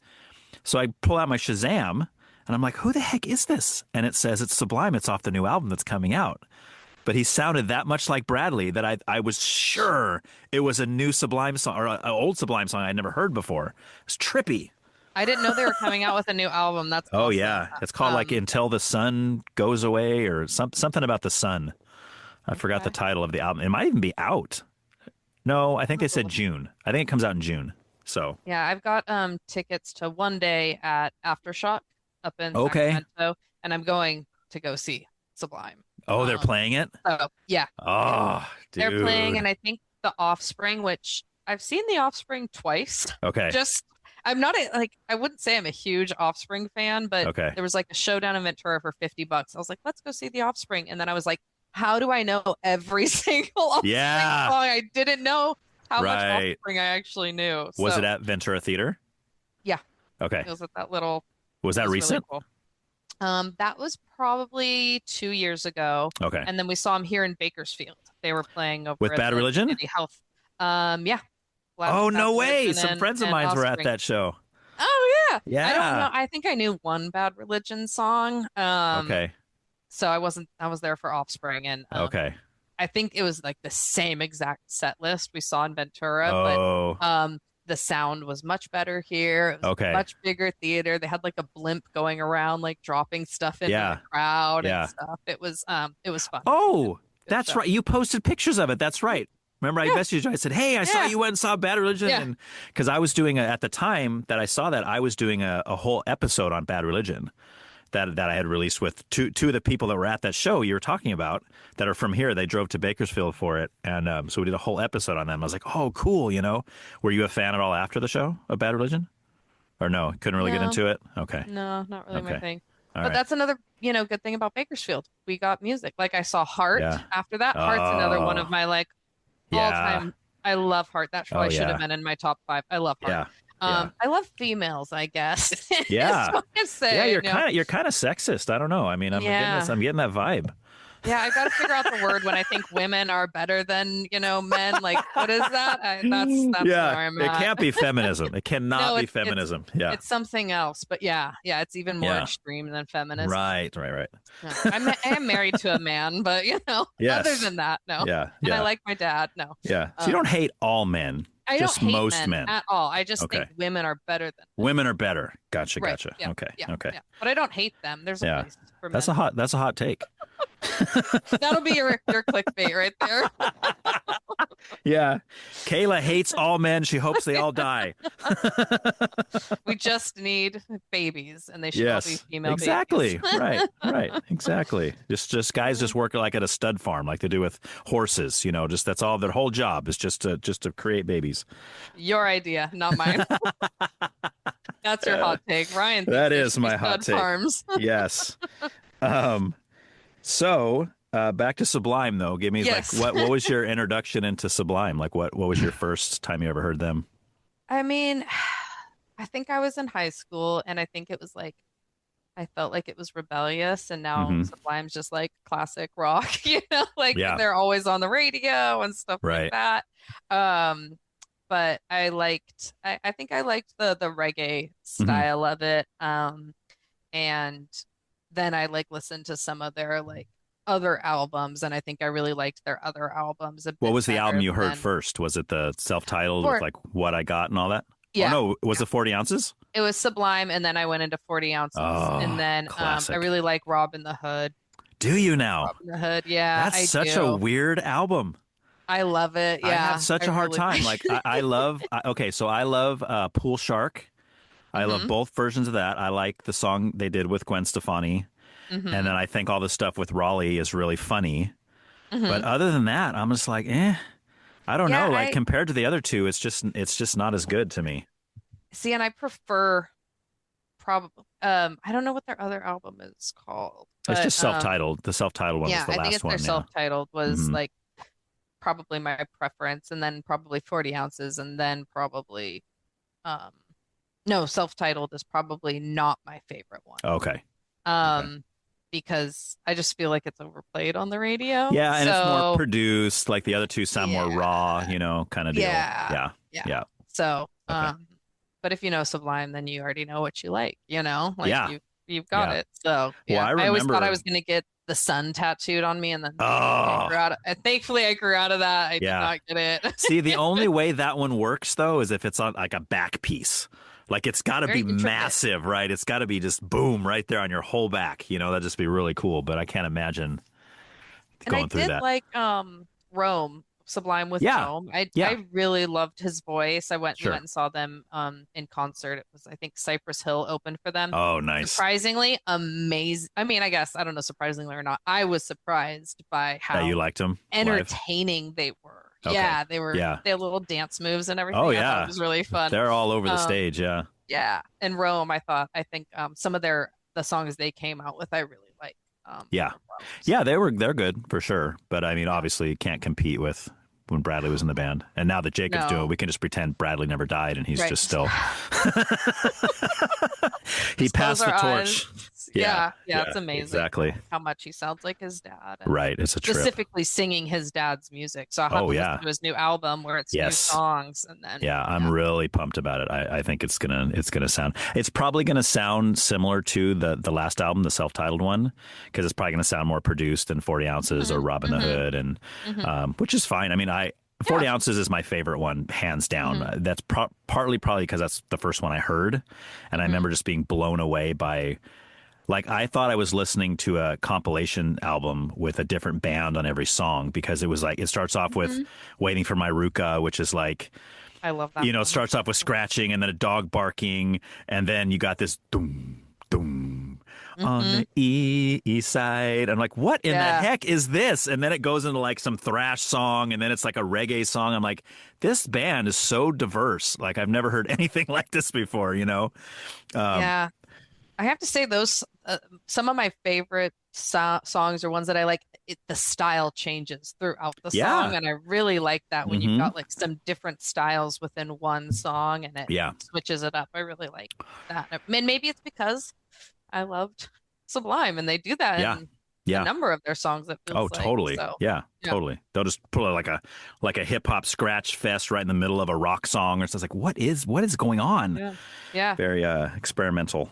When we went and saw Tech Nine, my husband was really surprised because he is a rapper, but he's got a lot of rock in his music and he has a full band with him and stuff like that. Okay. So Tech Nine's got kind of a mixture Oh, there does he too. have like some of Like his you stuff's might, kind of like rock rap? yeah, yeah. Okay. And Nice. he sings about how like people expect him to like look a certain way and be a certain way, because he's a black hip hop artist, but Right. he's got orange hair sometimes and he does some Yeah. rock music and he's doing what he likes to Yeah. do. So my See, that's husband was awesome. Just pleasantly tear surprised. down the walls and create what you want to create. I Yeah, love that. exactly. Yeah. Yeah. Very cool. All right. MJ. What do we got on MJ? I mean, obviously, I already told you I've been a big fan. I love, he's one of the earliest artists I ever started getting obsessed with when I was a kid. But I mean, let me ask you like this, since he's such a exclusive kind of like everybody knows MJ. What do you think is like his best era? Like album wise Oh my or, gosh, that's yeah. impossible to answer because like what I really like, I don't necessarily think other people would think is like hmm his best I'm era. the Like I same. love Remember the Time and Oh like yeah, Black yeah. and White. I Yep. even really liked his, what was it, Invisible album, like one of his last Invincible. albums, Yeah. Yep. Invincible. Hmm. I really, really liked Oh that yeah, album, that's a but not great album. everybody would say like that's his best. Like I think Right. most people would say like Thriller or Hmm. Bad, and I do think those are like great, important to the development of music Yeah. in general and Right. his style.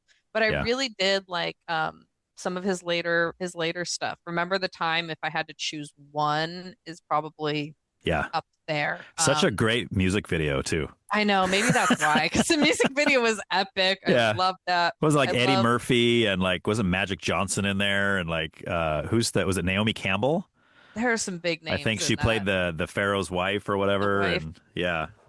Yeah, that was I think I loved how his music videos were like short length films, and Oh I think it yeah. started maybe with Thriller, where Yes. Yeah, that was the and first one. then he's got a number of them. What's the song he did in Lisa Presley is in the music video? I really liked that Oh, as well. You Are It's a Not slower. Alone? Yeah, Yeah, I yeah. think that one it's a little slower song. I Hmm. like that one. Yeah.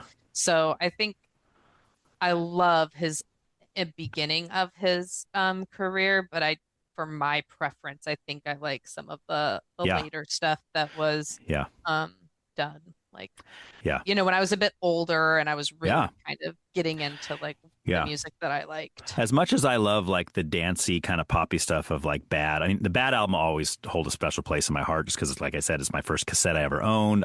There's not a bad song on that album. It's just you listen to the whole thing all the way through. But my favorite album is History. I Just because, love History. dude, Well, they wasn't don't like care a about double us. album. Yeah, the first disc was new material. The second disc was like a greatest hits, basically, right? Yep. But that new material disc, they don't care about us. Earth Song, Love. Yep. Money, Love, like all these. Is love, Money? love, love. Maybe Money's not on there, but just great songs. And that's like the first time he really kind of got political, and he like really started to lash out at this establishment and the people that were attacking him. What's that song? Scream was on that album. Scream with Janet. Which Yeah. I love. And again, love the Yes. music video. Like, Yes. Oh, and her like dude. ripping her pants. Oh, Yeah, it's great. And to iconic. see It's all them black together. and white, and oh my gosh, it's so cool. That song So great. reminds me of when I was when that album came out, and we would go to the fair or the Strawberry Festival. There was a ride. It was the one that did this, and it was like all the things would swing around like crazy, kind of like a spider or an octopus, like with the arms going up and down and the little buckets spinning around. And they played that on there. And it was just like, you're just like, oh, it was such a cool song to listen to when you're riding that ride. And that's what it'll always Yeah. remind me of. But yeah, that's a That good was one. one of my favorites. Come Together is on that one. Oh, the cover. Yeah. The Beatles cover. Yep. Yep. Yep. And then They Don't Care About Us. Obviously, you said that Yeah. one. That's a good one. Again, a great music video. Yeah. Yeah. He was the king of Yeah. pop and music videos, in my opinion. Yeah. Yeah. They're great. Did you ever see the time when, I don't remember what year this was, but NSYNC was performing? I think it was the VMAs. And it said, and the sign in the back, it was like a neon sign that said Kings of Pop. And NSYNC's performing and stuff and all this stuff. And all of a sudden the music stops. And then that sign that says Kings of Pop, the S flickers and goes out. So now it just says King of Pop. And then this elevator comes up behind and Michael Jackson's standing right there. I That don't is remember one of the that. Oh my gosh, How do I you not have to remember look it that? up. It was Oh one of the my most gosh. epic moments in music history, I think. It was just amazing. And he didn't sing with them, he didn't perform with them. All he did was just come up right there, and it was like, okay, you kings of pop, get out of the way. Here's me, Maybe Just Prince's so cool. of pop. Maybe. Right. Because how popular they were. But Yeah, yeah. I'd definitely argue that. Yeah, you Oh can't my really take that gosh. title. Yeah, so good. I'll have to look that up. I can't believe I don't remember You have that. to look it up. It's epic. It gives Yeah. you chills when you watch it. You're like, oh, this is so cool. Because that, if I'm correct, I think that was one of the first public appearances he had made in a long time. So that's the other reason it was a big deal. It was like, whoa, look, is that Michael Jackson? Like, what in the world? Like, we haven't seen him on stage in 15 years or something, So Yeah, when he died, it's like one of those moments like you remember where you were when 9/11 happened. I remember where I was when I Yeah. heard he died, and he's the only person that I don't know that I've cried for. Like when they died, like I mean, like the rest of the world, just like heartbroken and devastated and just crushed, you know? And I think Santa Maria has like a special little like, place for Michael Jackson in our heart, and you know, me included. Yeah. I struggled because I remember, you know, since a lot of obviously people that I work with at the library knew that I had worked there previously, and some people like almost made a joke out of it to me, like the next day, and they're like, "Hey, did you hear?" It's like, dude, like what's wrong with you? Like the only person in that whole building that actually asked me how I was doing was Kathy. So that was it. She's like, "Oh, how are you doing? I heard, you know, the news, and I heard about it. How are you doing?" You know, and I was like, "Oh, I was like, wow, somebody actually thought to think, well, maybe Ryan's really disturbed and bothered and sad by this, you know." And it's just like, but yeah, so I thought that was really, really, really cool. So maybe you can tell me. My mom knew somebody, I guess, who worked out at Neverland, and she mentioned like how obsessed I was, like many others, with Michael Jackson, and he brought me like this candy bar. And it had Michael Jackson's face on it. It was like blue, had a rainbow on it. And he said it was from Neverland Ranch. I've never seen that anywhere else. I've looked it up, can't find it online. I ate the candy bar, but I kept the wrapper. And I have to tell you, it was one of the best tasting candy bars I've ever had. Okay. And I still have the wrapper. Wow. Like one of my mementos. Do you know? Well, first of all, if you have that handy, please text me a picture of that. I would love to see the picture of the wrapper. I've never seen that. I worked there for 3 years. I never saw that. I mean, the movie theater was always stocked with candy and stuff, but I never saw anything that wasn't standard. Oh, gosh. I was probably like 10, 11, 12. Okay. So if you're like 5 years older than me, you wouldn't have been working there then. No, I worked there. Young. And I cried when I got the candy bar. Oh, really? I was so cool. Like, this was in his house, or at his, wherever. But it's like, so he's like, "You ate the candy bar?" I'm like, what am I gonna do? Let it mold? Yeah. Like, no, I'm gonna eat good it. chocolate go to waste. I mean, come on now, I'll have to find it. It's one of my memento boxes. I mean, it wouldn't surprise me. It wouldn't surprise me if they did something like that, because that was what they would do. I mean, that's like a good little memento for people that visit out there, because we would have all kinds of different, like we'd have smaller events with like, Make-A-Wish kids or things like that would come out. Then we'd have just massive, like 1,000 people parties, basically, with just, like celebrity parties, basically is what it was. And he usually wasn't on the property for that. He would leave when they did, because I don't want anything, because usually his dad would come out there for his birthday, for his dad's birthday, and his dad would have this big celebrity party, basically. And Michael's like, I'm out of here. Yeah, you can go ahead and use my property, but I'm gone. I'll come back when it's over. He wouldn't get a moment's peace. Like, no. He'd be like on the job the whole time, like entertaining people and stuff. Yeah. But he was on the property a lot when we would have guests out there. But here's a quick funny story. You might find this funny. So we would kind of give tours, right? There was the house, there was the zoo, there was the amusement park, and there was the theater, that whole area. And there was a little train that would go around the whole property, and that was one of my jobs. I'd drive the little train around. But we were there. The fan club was there one day, like the literal MJ fan club, right? There's probably 30 people, and we were touring the front of the house. We never could take them in the house. But we knew Michael was home. But we're always instructed to say, the owner's off the property today. The owner's off the property today. So we had been telling him this the whole day, right? And we're out there, and we're touring the house, right? And, there's his office, there's the arcade, there's this kind of thing. Homie comes walking out the front door, walks over to his office, waves at everybody, and goes in his office. Oh my gosh. And they're looking at us. They're looking at us like, you've been telling us all day he's not here. What's that? And of course, we look really stupid now. It's like, ooh, well. We are paid to do our job. Yeah, exactly. And because I know his personality, I'm almost positive he did that on purpose. Like, he knew exactly what he was doing. He probably didn't have anything he had to do in his office. He was like, I'm just going to walk out in front of the fan club people, wave, and go into my office. Yeah, give the people what they want, Yeah, it was so classic. That's so nice. That's so classic. Nice of him, too. So lastly, on I just have to ask you this. I know this is controversial, but what are your thoughts on the allegations then, as being a big fan of his? That's a hard one. I mean, it's not hard because I know what I'm just trying to um I believe he was innocent. He was Okay. never convicted. I think that maybe there were things that were done that other people would think are like not appropriate for an adult to like have kids in his room or something. But Hmm. I think that like his heart was like Yeah. just so big and like I Hmm. think, based on like his own childhood, he had a lot of like empathy for kids. I think that, you know, he could live vicariously through them or something. I don't think that there was any of the like charges were Yeah. founded. I Yeah. don't think so at I'm with all. you. I'm with you, by the Yeah. way.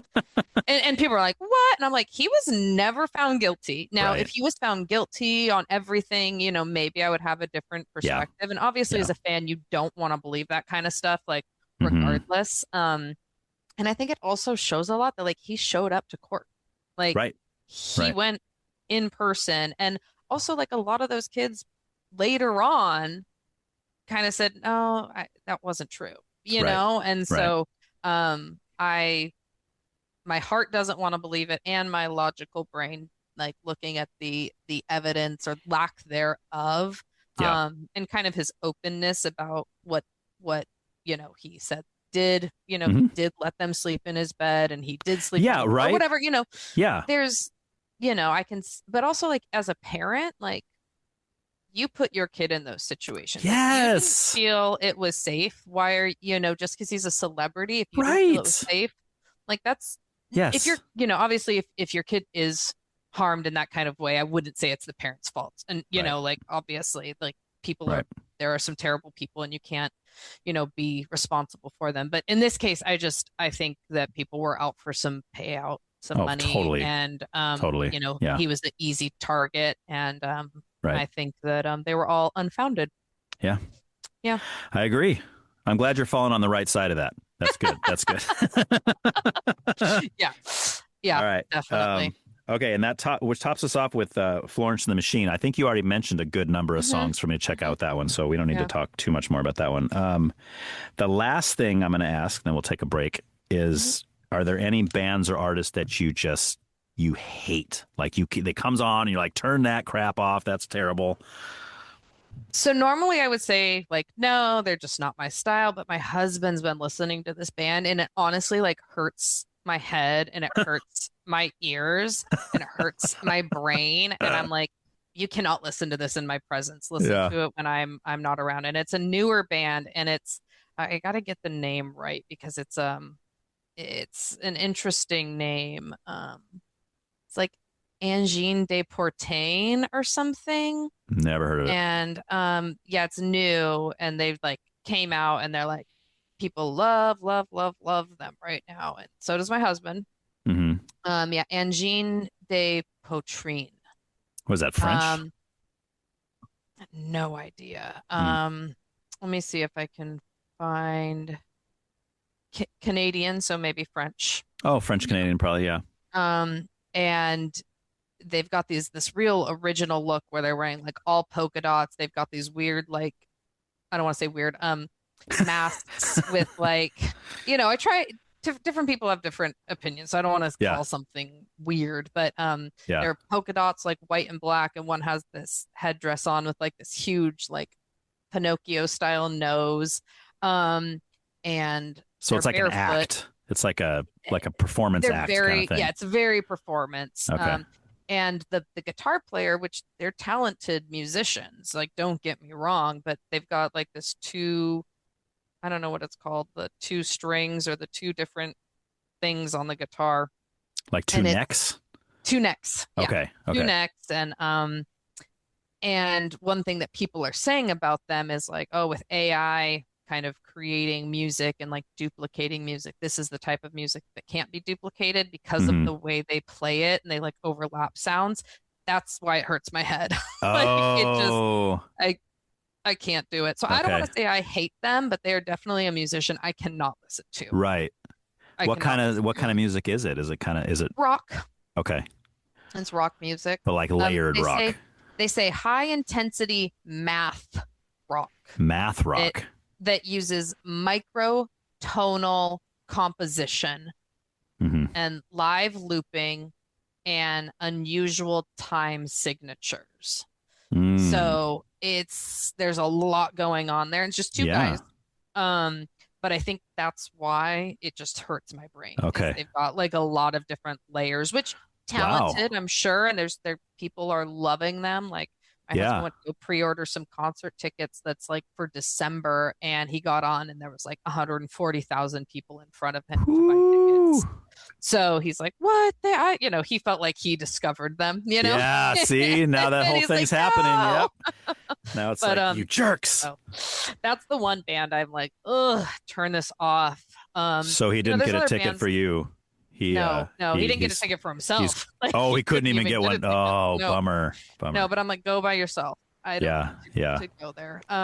There's other music that I don't prefer, like Slipknot and stuff like that. Like heavy, kind of dark stuff. Yeah, and the thing is, like, I like The Used, and I like Sleep Token. So I do like rock, and there is some like, I don't know, screamo or scream music that I do appreciate. But yes, but I wouldn't say that I hate Slipknot, because I think there is one or two songs that I do like of theirs. But Angine de Poitrine, or however you say it, is just not something I can listen to. And right now, that's just, my husband's so into it. Awesome. Like, I get in the car, I'm like, turn that off. Yeah. Well, you intrigued me enough already that I want to check them out. So we'll see what I think. Maybe they'll have another fan or another hater. Who knows? Yeah. You'll have to let me know. Yeah, I will for sure. I'll be like, this is my favorite band of all time now. Yeah. Very cool. You're one of those. I think they said it's like really good for people with ADHD because there's a lot going on. Okay. So if you are self-diagnosed or professionally diagnosed, maybe you'll like it. Yeah. My husband, tries to self-diagnose, and I'm like, you definitely are not ADHD, babe. Nice. You can like their music without, having a diagnosis. Yeah. Very cool. You said leaning left. I will say, full disclosure, I lean right. So we're gonna have some friction there. Yeah. So maybe give me some of the things that you feel passionately about that would make you say that you lean left, like there would be like a left leaning talking point. Yeah, I just have to say, like, I don't like that there's only two options. I don't either. Yeah, I don't either. I think it's like you have to identify one way or the other. So I try and just base my beliefs, thoughts, voting on kind of like, I'd say like more humanistic kind of ideals. Like, if I wouldn't want somebody doing that to me, I don't think other people should have to encounter that.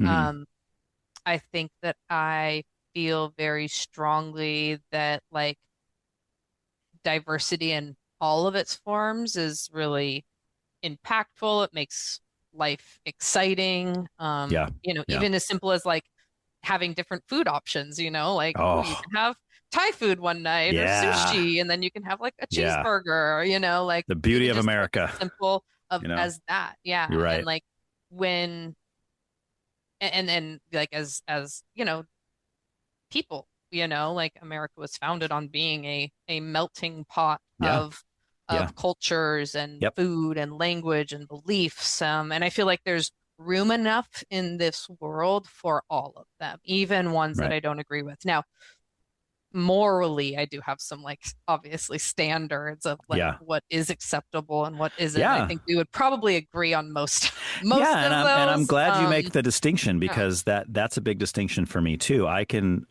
say my opinion on something on a moral ground. I think that's morally right, morally wrong. But at the same time, I can say, but if we're talking about the legality of something as a country and what the country and the government's going to enforce, that's a totally different question. You know what I mean? Like, I'm glad you're seeing the difference there too. Yeah. So I think, and I think just like, I think for everybody, it's our life experiences and, what we've experienced and what what we learn about, who we encounter, the type of environment that we're in, like kind of builds our positions and our beliefs and our outlook on life, you know? Right. So Right. I think that's just kind of why I think and believe the ways that I think and believe is because what I've experienced in my life and Sure. who I've experienced and the people that are in my family and that kind of thing. Right. Do you think that there can be a truth that trumps, for lack of a better word, trumps a life experience? Like, do you think a life experience can teach you something that is not true, and then there's an Yes. outlying truth that can Yes. be okay? Yeah. Yeah. Okay. I don't think that, I think like people can have their individual truths, but if we're Hmm. talking like scientific facts that are indisputable, like Right. they're, you know, Yeah. there are Like things that are if my personal belief is that gravity doesn't exist, that my personal belief doesn't dictate truth. right. And it is still a theory, right? Like Right. a lot of Right. science is theory because there's Sure. that opportunity for learning more or, you know, things changing. But yeah, I think Right. that like we all recognize that whatever you want to call it, Yeah. gravity is a thing, you know, an Okay. apple will fall from a tree or whatever. Yeah. Right. Yeah. But there's like it seems, and this is a critique obviously that you see a lot of is that people will what's a good example of this? Let's say like during COVID, right? Hmm. There's a big push from a lot of people to say, oh, the science, the science, the science when it came to vaccines and masks and transmittal of the transmittal, transference, whatever. Transmission? Transmission. Transmission? There it is. There it is. See, I'm learning stuff. Transmission of the virus from one to another. And obviously people fell on all sides of the fence on that.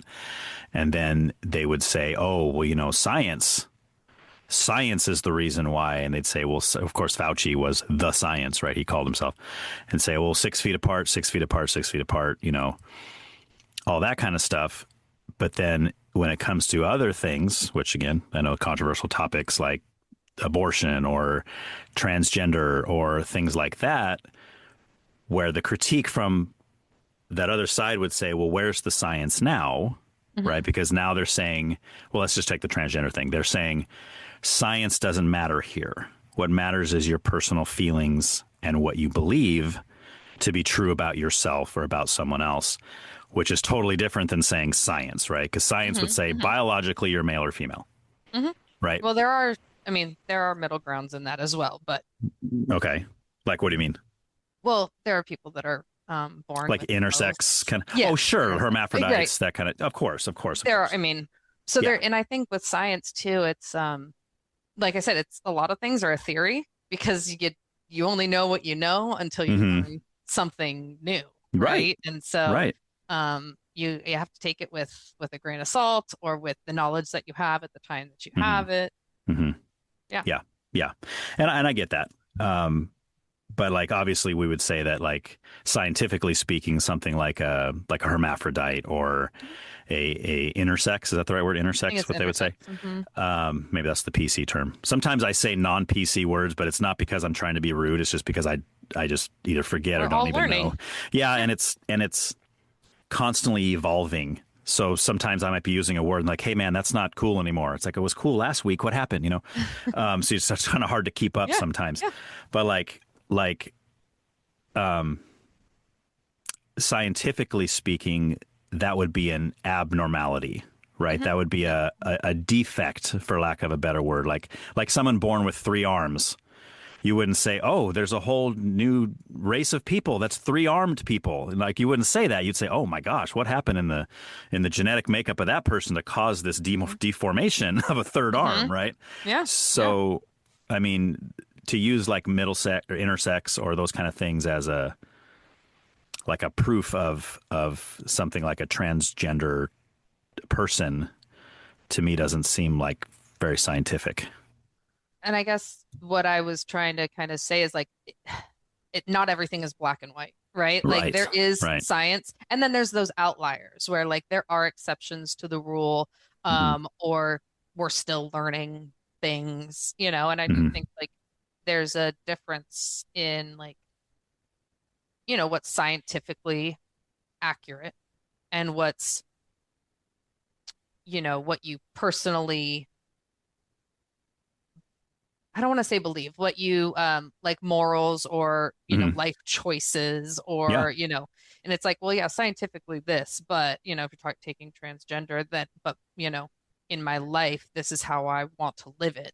Right. It's like we can accept the science. And in my feelings, like we can accept people's life choices when Sure. they're not hurting or harming somebody else, right? Yeah. I do think there's a line there to be drawn. And I think I agree with you. I think, again, this is like one of those things that I was mentioning at the beginning where you can see a morality and then you can see a legality, right? So where I have my own thoughts and beliefs on transgender. If I really think, oh, that is a woman, I don't think a male can become a woman. I don't think a woman can become a male. I don't think that's a real thing. However, that doesn't mean I will treat somebody with, poorly or with lack of respect. I work with a transgender kid. They're great. Talk to them all the time. Hang out. We talk about stuff all the time. Wonderful person. Yeah. So I can love and appreciate that person, while on the other hand, still not really buying into what they maybe would want me to buy into, right? Like from a science and biology standpoint, right? Yeah, and I think there's that difference of like buying into it. Like you might not agree with it or think that it's scientifically accurate, but you can respect that person's or that family's decision and how they want to live their life, and call them by the name they ask you to call them by, and you're like, Right. it's no skin off my back. Like that's what they want me to call them. They don't want to be Jim, they want to be Jimmy, Right. or like Right. they don't want to Yeah. be Richard, they want to be Dick, or Right. they don't want to be Dick, they want to be Ricky, Yeah. whatever it is. I would say I that's don't know not how really you get from Richard to Dick, but I don't either. I don't. I just heard. But- I just heard one the other day. What did I just hear? Oh, Peggy. Margaret. What the heck is that? I have a cousin What with the that name. heck Like, is that? I don't know where you get Peggy from. I'm sure there's some historical I precedent guess. or something. Maybe if your name But- was Pargret or something, I would get it. But I mean, where do you get Peggy out of Margaret? I but no yeah, idea. but that's a Couldn't totally tell you. separate. That's side thing. Yeah. But like for me, I have personally, I have no problem with the name. Call yourself whatever. I don't care if your name is, whatever, elephant seat or something. Whatever you want to call yourself. Hey, that's your name. You can legally change your name to whatever you want. Yeah. I got no issues there. I do have a hard time with the pronouns thing. And I know a lot of people are like, Ryan, it's just a word. Who cares? Who cares? But I almost feel like I'm betraying reality by doing that. So for me personally, I just won't even use it. I'll use the person's name. Hey, Jonathan's going to go do that. Hey, I was talking to Jonathan today, or Is it whatever. hard because you forget and you can't remember it, or it's hard because you feel like you're being inaccurate in what you're saying? Yes. The second thing, I feel like like I said, I'm kind of betraying reality. I'm betraying truth in a sense to make someone else feel better.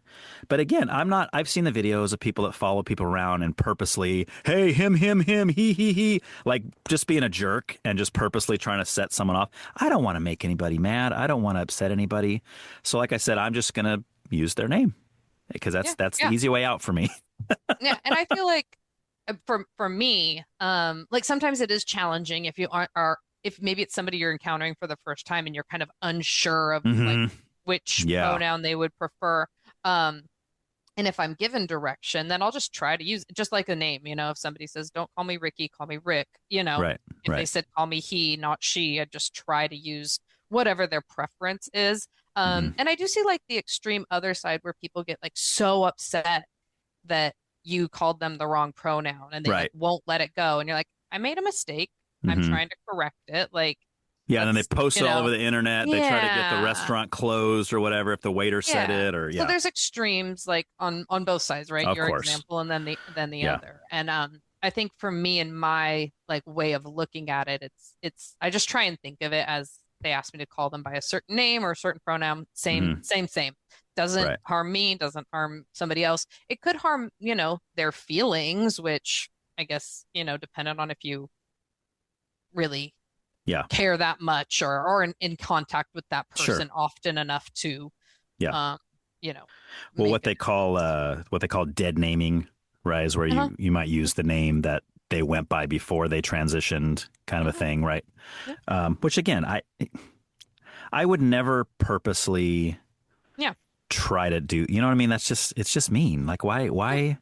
I mean, even if I disagree with their lifestyle, or I disagree with that doesn't mean I want to be a jerk about it. And I need to be constantly telling them that, hey, just so you know, I disagree with you.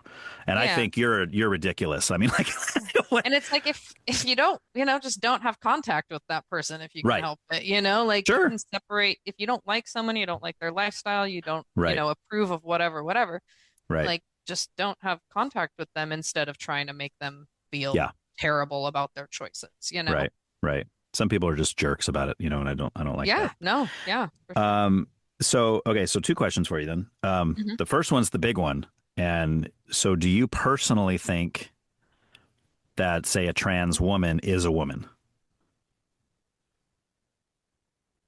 Or a trans man is a man? Like, I don't, some people are like, well, I was born a woman and they weren't, so they don't get to call themselves that. And it doesn't, I don't have like a stake in the game. Like, I'd rather just respect their choice, as if somebody said they were gay. I'd say, okay, you're gay. That's your choice. You know who you are. You know how you feel. I don't, if they say they're a woman and they're female presenting, I don't have a problem with them using the female restroom. Like, if it's somebody who's transitioned to a male and they're forced to come in the women's restroom and they're presenting like similar to what you look like, I have a bigger problem with that person in our bathroom, than somebody who's female appearing, using the women's restroom as the women's restroom is meant to be used. I mean, if you look at statistically, there's more crimes committed by straight men in bathrooms than by transgender people in restrooms. So I have no problem if, and I think that is a personal thing. Like, do I think they're a woman? Sure. I don't know that our, what the kind of definition people want to like argue on it is different every time, right? Like, well, there doesn't tend to be one. Like I've heard a lot of the big like names will always ask that question, right? Like, well, what is a woman? And they'll usually say it's someone that identifies as a woman, which of course is circular reasoning. Well, what is a spoon? Well, it's a spoon. Yeah. It's like, well, that doesn't really define the word. That just kind of repeats the word, right? So yeah. So I don't, I have friends that have had breast cancer and they've had to have, breast augmentations because they had to have surgery to remove the cancer. And then they also had to have a whole entire hysterectomy because, and like, does that make them less of a woman than somebody else? And I don't think so. Right. No, I don't think so so it's either, like, if we're going to try and base it on those kind of parameters, like, again, there's exceptions, right? And unfortunately with cancer, there's a lot of exceptions, right?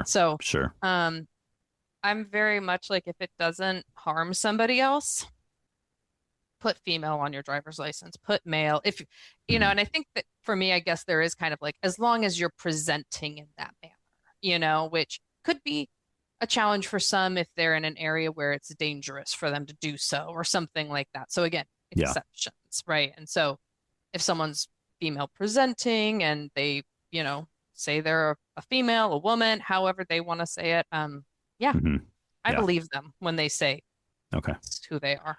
What about like in the case of like you mentioned bathrooms? Of course, that's a controversial one too. But what about like sports? What do you think about that? Like if a biological male is now competing against biological women because he says he's a woman and just dominating, dominating everybody. Like really where I'm at is it's such a low percentage that let the officials of that sport decide their rules. Okay. But if they decided and they said only biological women, you'd be okay with that? If they told somebody like Leah Thomas that they couldn't swim anymore against women? I don't love it, but also like in some of the cases, like were you talking swimming? Yeah. I think she came in like fifth behind, like 5 other biological women. So it's kind of like, why are we really complaining about it? But I do think I thought they won. I thought Leah Thomas won a bunch of stuff. So somebody, I do all of my research, all of the transgender news, but I know there was someone who was transitioned to a female and they were, there was questions about if they should be allowed to swim and they came in like 5th or something. So it's like, is it really an issue? So in my thoughts, like it is such a low percentage, and I feel like there's so much political discourse around it that it's like there's more people dying of cancer. There's more kids with brain cancer. There's like bigger things we should be concerned with than like a 0.1% or 1% of our population, you know? Well, I'm with you. Although the billionaires are the 1%, I do think we should be concerned with that, but that's a whole different thing.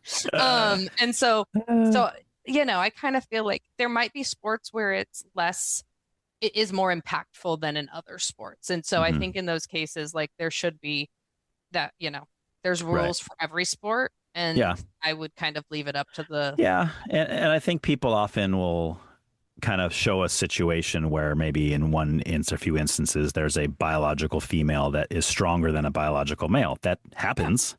But I mean, generally speaking, like in a general sense, men are stronger physically than women, right? That's an undisputed fact. An issue in like boxing or you know, combat sports. I can see there being kind of maybe more strict guidelines around that. Right. You know, I've had my cousins bring it up, or my husband's cousin, like, oh, well, do you really want, you know, someone who's transitioned from being a man going in there and, you know, beating up women? And I'm like, well, they're you know, I would consider them a woman, so you know, and as long as the other fighters are agreeing to the fight, like it's kind of their choice, you know. And but then it's like, oh, well, does everyone then quit because they don't want to fight this person? And then you know, and I just think it's kind of an individual sport by sport, case by case. What if it was like a biological male who was not presenting female, wasn't even claiming to be a woman, was claiming to be a man, that wanted to do a UFC fight with say Ronda Rousey or something, like a female UFC fighter, and they were both consenting? Would you be okay with that? They're consenting adults, yeah. Wow. I mean, it's her choice, right? Yeah. Like if she wants to fight that person. Now, if it's like, and even in this case, I think it's their choice. Like, oh, it's a title fight. She's going to lose her title if she doesn't fight this person. Like, that's a bummer. But like, do I care that much? Like, you know, if they're both consenting adults that choose to do that, that's their decision.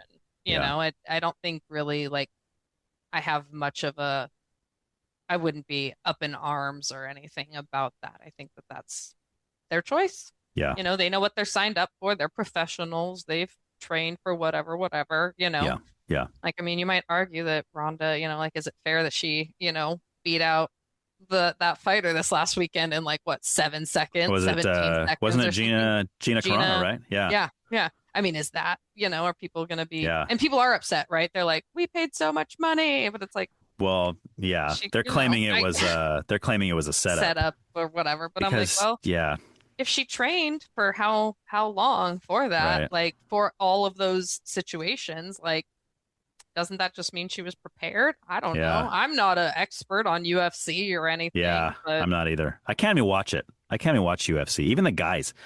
When the women fight, it's worse for me. I don't know. Maybe that makes me sexist, but I can't. I like the women's fight better. I feel like really? they feel like they have more to prove, and so there's like it's the blood. I don't like this last one.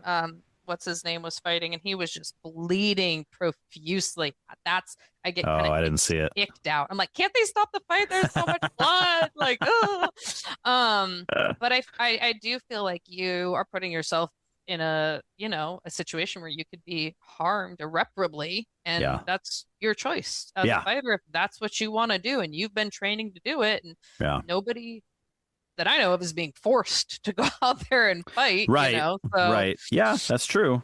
That's true. It's a choice. But I'm sure want to get hit in the face. Yeah. Not my thing. So are there any situations or things where you would say it shouldn't be okay even if both people are consenting? Is there any situation where you would say nope? Or you think as long as two people are consenting, it's totally fine? Yeah, I think if they're consenting without coercion, you know, like, you know, and I can see arguments on the other side for like, you know, children, kids that are under 18 wanting to go through a transition. Like I can see the concerns behind that completely. Like totally understand concerns. But again, if their family and their doctors are having these conversations, I think it's up to the family. They're still under 18, so their parents are still the ones that are going to be making the choices. But I can see people's kind of concern, confusion, hesitancy. I completely understand. Right. I'm not a parent, so I think there's a lot of things that I choose to say, like, hey, I'm not a parent. I don't ever have to make that decision. So leave it to the parents and their doctor and their family to have those conversations and make those decisions. And I think that like that's kind of where I stand, and like I can understand the concern, but I try not to pass judgment on people's decisions because there's a lot that goes on behind closed doors in families that we're not privy to. We don't know why they made decisions that they made one way or the other, Right. What about if do you think both parents would have to be on the same page? Like, let's say there's a 13-year-old girl that wants to transition, wants to start taking puberty blockers and leading up to like even sex change therapy kind of stuff, or sex change surgery, I mean. And let's say the dad's like, no, I'm not cool with this at all. But the mom's like, oh yeah, we gotta let, our daughter become a son because it's what they want. And the doctor's on board and mom's on board. But dad's like, no, this just isn't, I'm not okay with this. Do you think both need to be on board, or do you think as long as one is good to go? I think the priority is the child's safety and well-being, really, like that's number one priority. Well, and I would agree. Yeah, both parents, should be able to come to an agreement. And again, it's a situation, are the parents still together? Is the child spending as much time with both parents, or is, dad removed from the situation? Like there's a lot there, but Let's say they're both still married. I feel like I don't have the authority to kind of make those kind of blanket judgments on whether or not something is okay. Because I really do think it's like individual by individual and like the child's history of like what they've, how they've grown up, what their purpose is, how much therapy, what, Right. I can see that like a 13 is you're still growing, you're still changing, hormones, body changes, everything. I think like it'd be great if they were able to live the way they want to live and then think about medical changes once they're fully developed, So you would prefer that. You think that you should be if it was my adult. child. Okay. If it was my child. Now, okay. I don't want to say that other people should do that same thing, but I would think from like I know how much like hormones and emotions are happening at that age and how much our bodies are changing at that age and that stage. But I can see the want and the desire to like not go through those changes if you feel like those are completely disconnected from who you are. I can understand that. And I can also understand wanting to make sure your child develops properly. So I feel like I can see both sides. And so I would respect whatever the family decided, Right. Yeah, and you mentioned that the safety of the child is most important, and I would agree. But what's interesting is you see kind of these battles that you see between mom and dad with the child that wants to do the trans changes and stuff, and a lot of times maybe the one parent that's against it is saying for the child's well-being and safety. And the other parent that's for it is saying for the child's well-being and safety, right? So even that is nuanced, right? There's so much discussion to be had there in that area. I mean, especially when you look at there have been a lot of cases of younger children that have gone through these transition, even not even necessarily sex reassignment surgery, but even the puberty blockers and those kind of things during their height moments of puberty and growing, like you mentioned, during that time of life, that later, have come, their mid-20s or whatever, and they're saying that was the worst mistake I ever made. I wish that someone would have stopped me because because at that age, I mean, I can go back to when I was that age. I believed things completely different. Like I had a completely different outlook on life at that time, and if I would have made any permanent decisions based on those beliefs during that time of my life, I mean, that would have been detrimental in a lot of ways. You know what I mean? It's just, I mean, if I got that Sublime tattoo, yeah, right. with that. But I do think, but I do think like I have a lot of empathy for those families because how that has to be impossibly hard to be making I those can decisions, imagine. Yeah. trying to do what's right for your kid and also being an adult and thinking like, I know what's best for them. I know, Mhm. like you said, if I had done those things when I was their age, woof, that would Right. have been bad. But I also can imagine like a child just knowing who they are. Like Right. many of us who are, the same gender we were assigned as children never thought Mhm. I never felt like I was a boy, Right. like, Right. so I feel like that's a very specific, very different kind of feeling and Mhm. idea and process to go through because I would imagine there's a lot of therapy, there's a lot of, conversations with doctors and stuff like that. I don't think it's like a willy-nilly decision that a kid's making just because it's Yeah. popular at the time or something like that. So I do think that that's a lot different than my example of like getting a tattoo, Yeah. right? Yeah, Like, sure. But do you think there's any cases like that where kids are kind of doing that in because of kind of the notoriety of it, like to be, especially as a young kid in school, to be known I would as, say those are like those exceptions, yeah. You think right? it's a And I would, minority though? yeah, and I Okay. would question like if, what's going on at home. Have they had trauma? Like, have they had therapy for that trauma? But I Hmm. do think it's probably a small percentage considering, the population and like 1% of our population identifies as Yeah. transgender, so I would Right. imagine that it's Right. probably as well a Yeah. small percentage, even smaller of Yeah. kids that are doing it to be Yeah. different. It's a small percentage of the population as a whole, but that Yeah. percentage has grown exponentially over the last however many years, right? And Yeah. it's But I think that there's more options now. People mhm. talk about it a lot more. It's in the, you can Yeah. see like, oh, I have that option now where like when we were growing up, that was you were a tomboy, or you Yeah. were, Yeah. there wasn't this Right. conversation, there wasn't these options, there weren't these paths that Sure.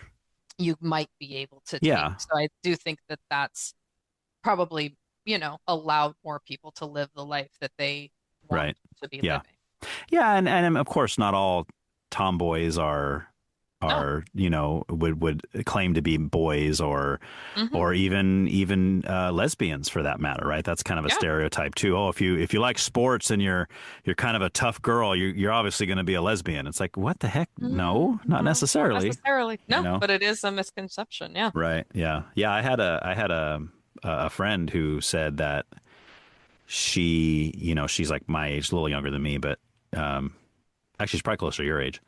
But she was saying that if they would have had all of this kind of talking about it and going through that when she was like in high school, she's like, I probably would have identified as male, Hmm. But now as an adult, she's like, she sees that as a phase, something she was just going through at the time, and I think that's maybe what's scary. Like if that ever happened to me, I've never had it happen, but if one of my 4 kids came and said, you know what, mom and dad, I think I'm a gender other than what I was born as,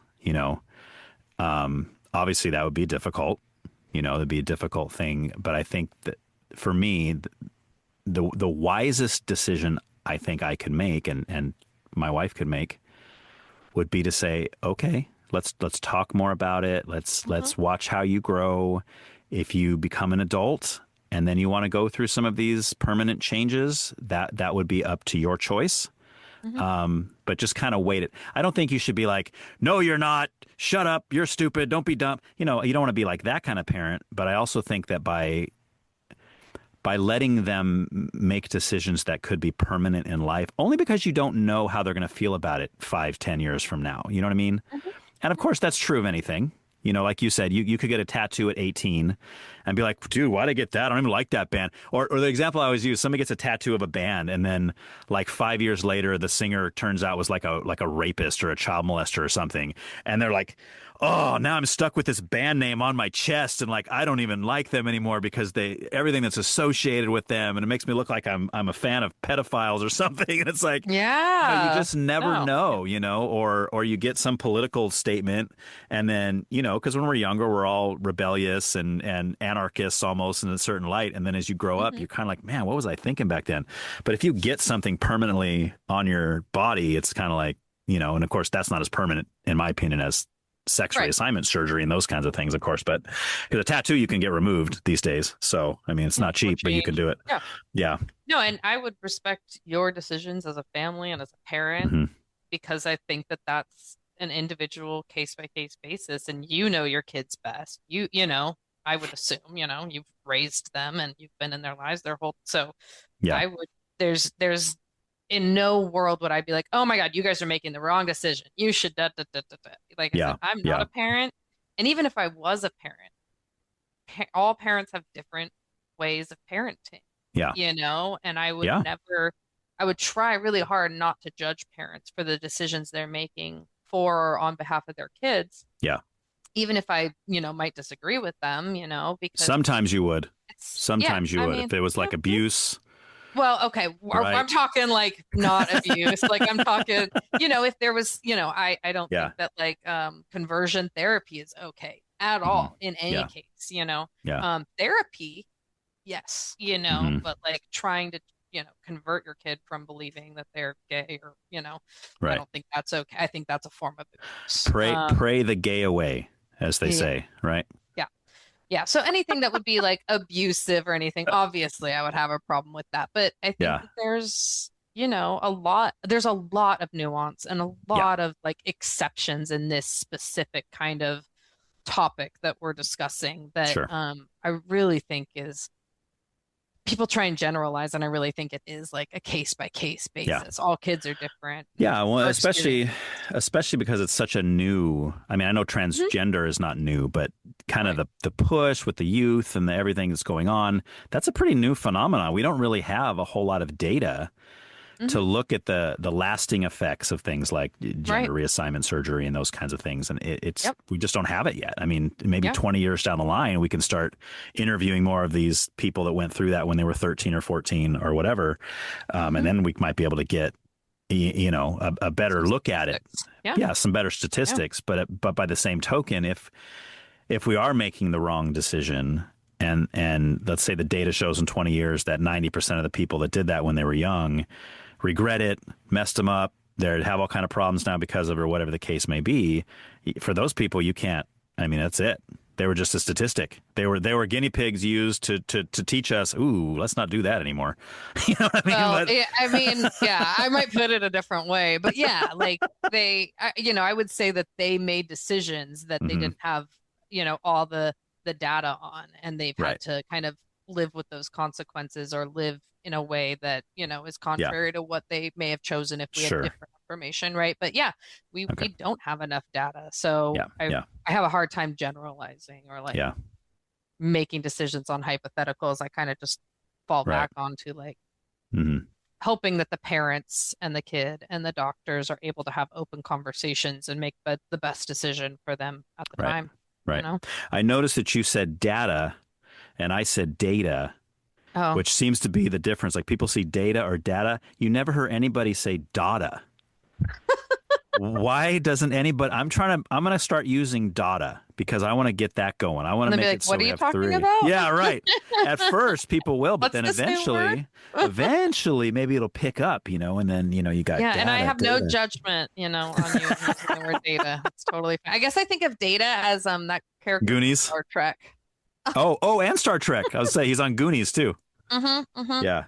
Funny. So data's a name, Yes. Data is a. Data's not. And data, who knows what that is? Who knows? All right. One last thing on this topic, then we'll move on. But this is something that's really kind of fascinating to me.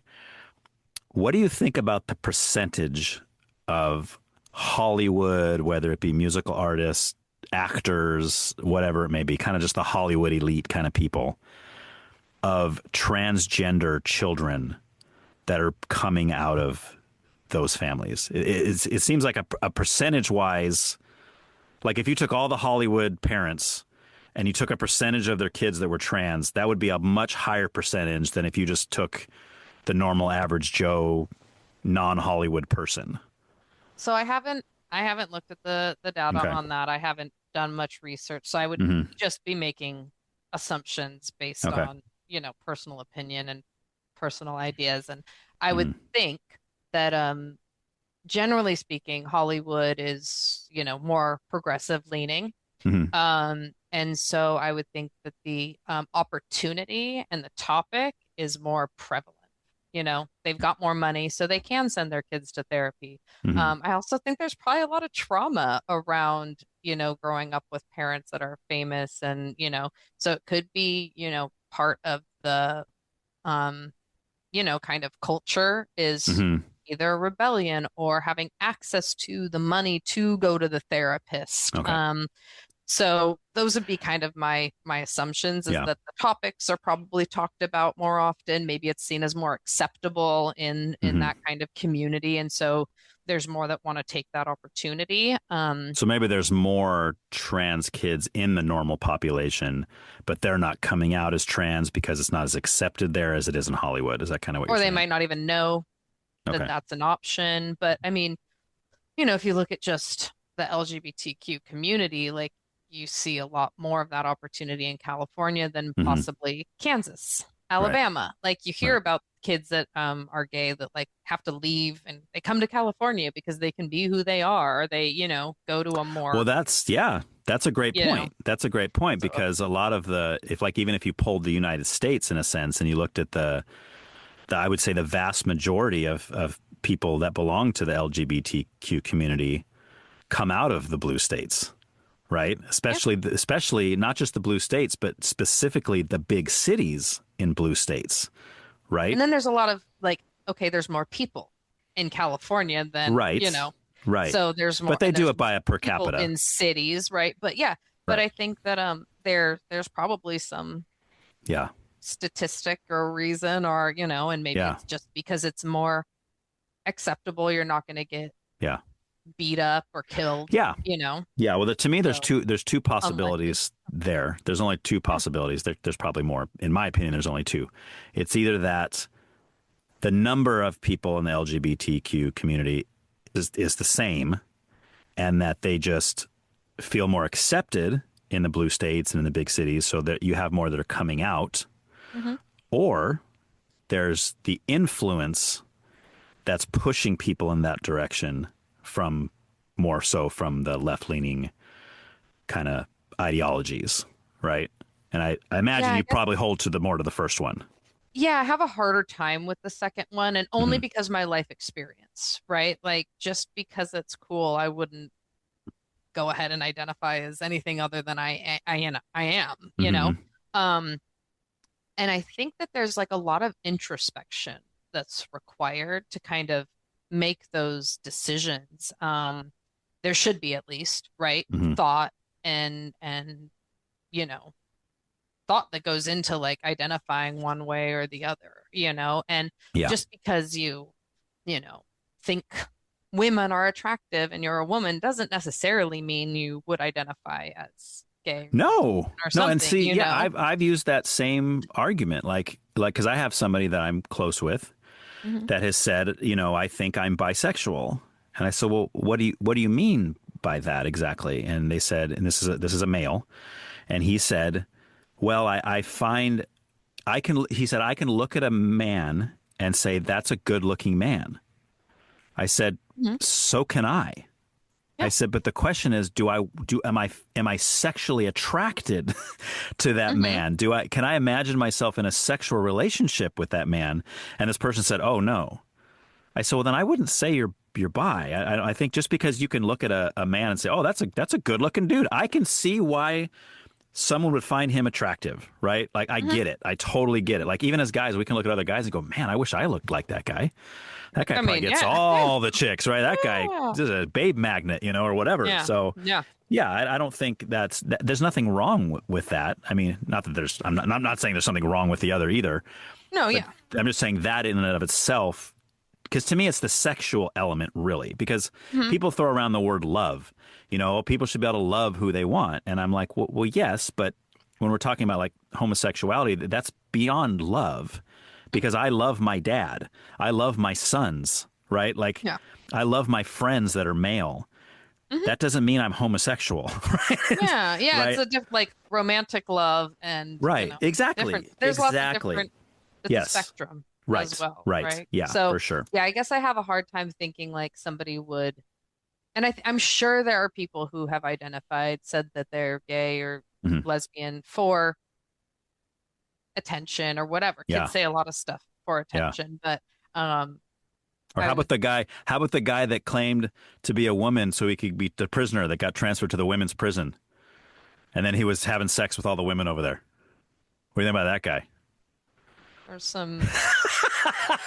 I mean, that's I mean, hey, disgusting. hey, Like, I mean, yeah, it's it's really I think there's challenges, yeah, right? yeah. Like how do you, say yes or no or yeah, I think that Hmm. that's, almost Yeah, fun stuff. I'd have to know more about the case to Yeah, kind of really comment on it, yeah. but like Oh, I'd love to have that guy in the show. huh, I'd love to talk to yeah, that guy oh and be like, "Hey, man, gosh.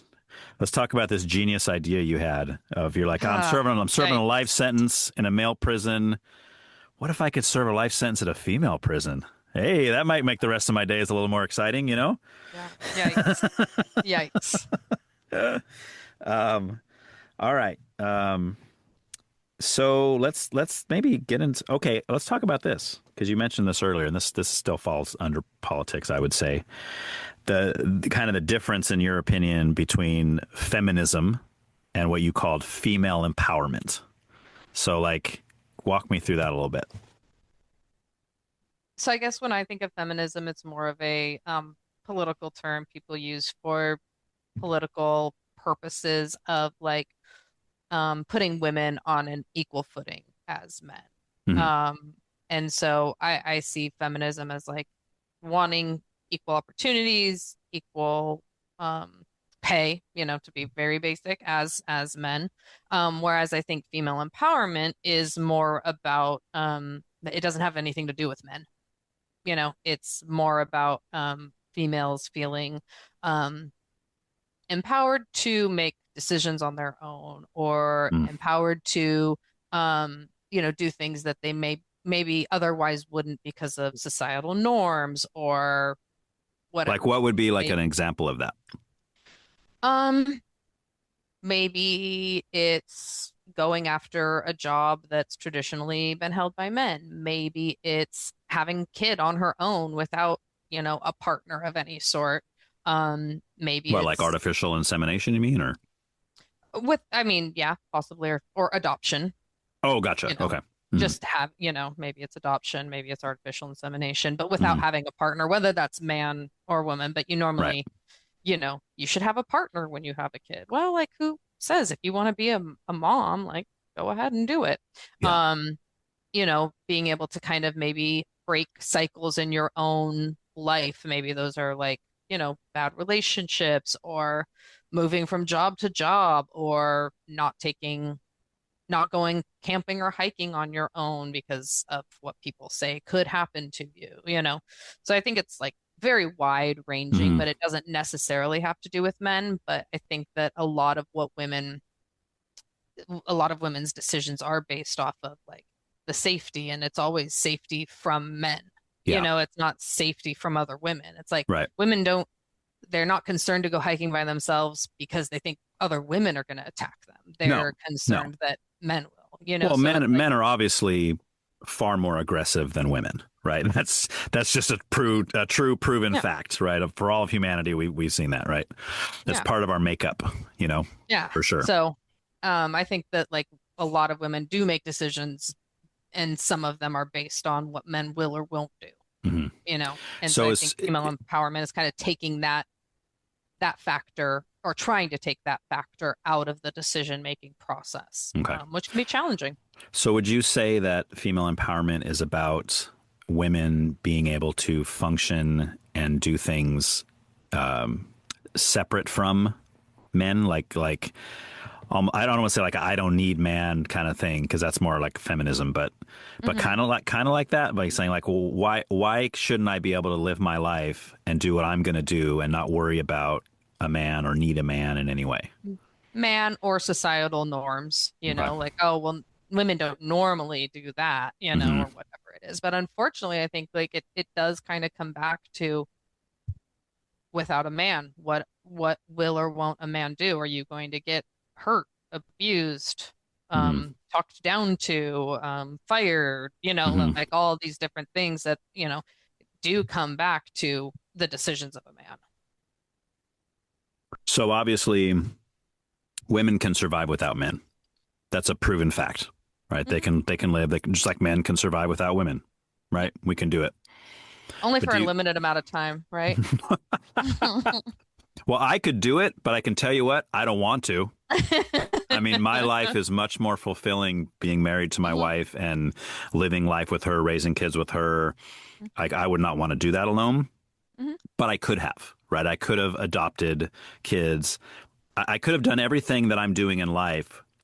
Well, maybe not everything, but I could have lived life with a lot of the same elements without being married and without having my partner.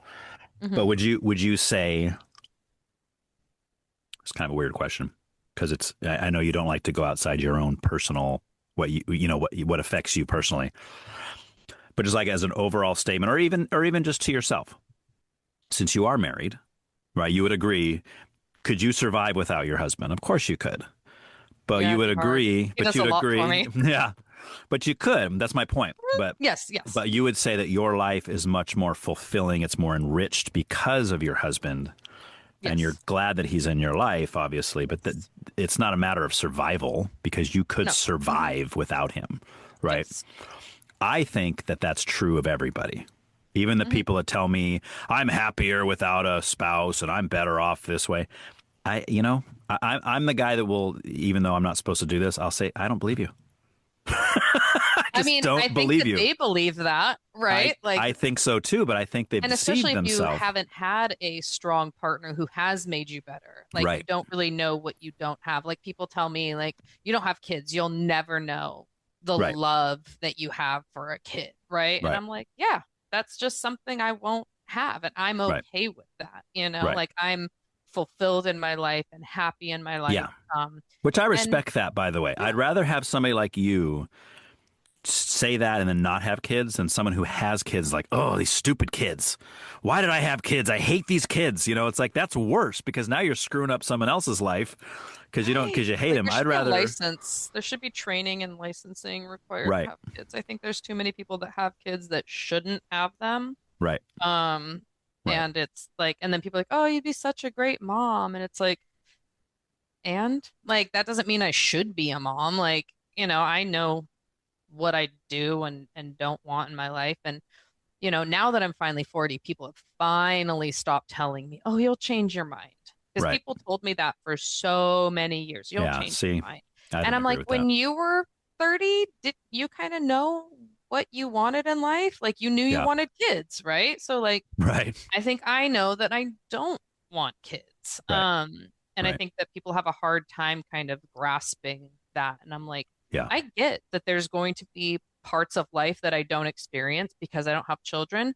And there's parts of life that other people won't experience because they do have children. Right. So like, we're just living two different ways. And I don't begrudge anyone for having kids. I think that, it's a beautiful thing. And I think it's a very selfless act, and, props to everybody who decides to live. I mean, my cousin Julie and Tony, they like live their lives for their kids, and they are so fulfilled doing that. And I look at that and I'm like, I love my niece and nephew, but that sounds like my absolute nightmare. Like, I do not want to be spending my entire life, around fulfilling my children's needs. And I feel like as a parent, that's kind of one of your main duties. And I would feel that way if I had kids. I would feel like I wasn't doing a good enough job if I wasn't doing that. And so, it's a very conscious decision, because I know there's people that don't have kids that want kids, you know, Right. and Right. I say that's childless because you want kids and you can't have them, where I say we're child free because we've Right. made the decision to not have kids. So I think there's a Yeah. very big distinction. And I have friends on both sides of that, you know, that Hmm. want kids desperately Yeah. and haven't been able to make it happen. And it's good for someone like you to find a mate who feels the same way, right? Because that's definitely a make or break, right, for a It is. marriage. You know, Yeah. I could see marriages ending over that for sure. Be like, oh, I Yeah, want you kids. should Oh, definitely I have don't. that conversation Yeah. before you get married. Yeah. That's Yeah. definitely something that we talked about early on in our Right. relationship, and we both aligned on it. And Hmm. so there was, I have to say, a very, very short point in time where people would hand me their baby and I would physically like Mm. feel like, oh my God, do I want a baby? Like my body was like telling me like you want one of these, but in my Yeah. mind I'm like, I've never wanted a baby. And so like I think it was like the year I was 28. Mm. I think you know, they say biological clock, and I felt Yeah. like I could honestly feel it like winding down or something. Yeah. Like Yeah. I physically felt, and I was like, do we want babies? And my husband's like, if you want a baby, we should not get married. And I was like, you know, and everyone's telling me, oh my gosh, your husband would be such a good dad. And he Yeah. would, you know, and Yeah. I feel like we'd Yeah. be great parents. But yeah, we made that decision with our minds, not with my, you Yeah. know, hormones. Which is good because that's somewhat of a selfless decision too, in a sense. Because you mentioned that being a parent is a selfless thing, but earlier you had mentioned maybe we were talking about like the kind of the female empowered woman who might say, "Oh, I'm going to adopt a child because I want to be a mom." Hmm. Now that's kind of a selfish thing, really, in a sense, Yeah. right? Because you're saying, "I want this, Hmm. I want to be a Hmm. mom." And that may not necessarily take into account. And again, I'm not saying every single parent is I'll just say this: statistically speaking, kids are shown to be better off with both a mom and a dad.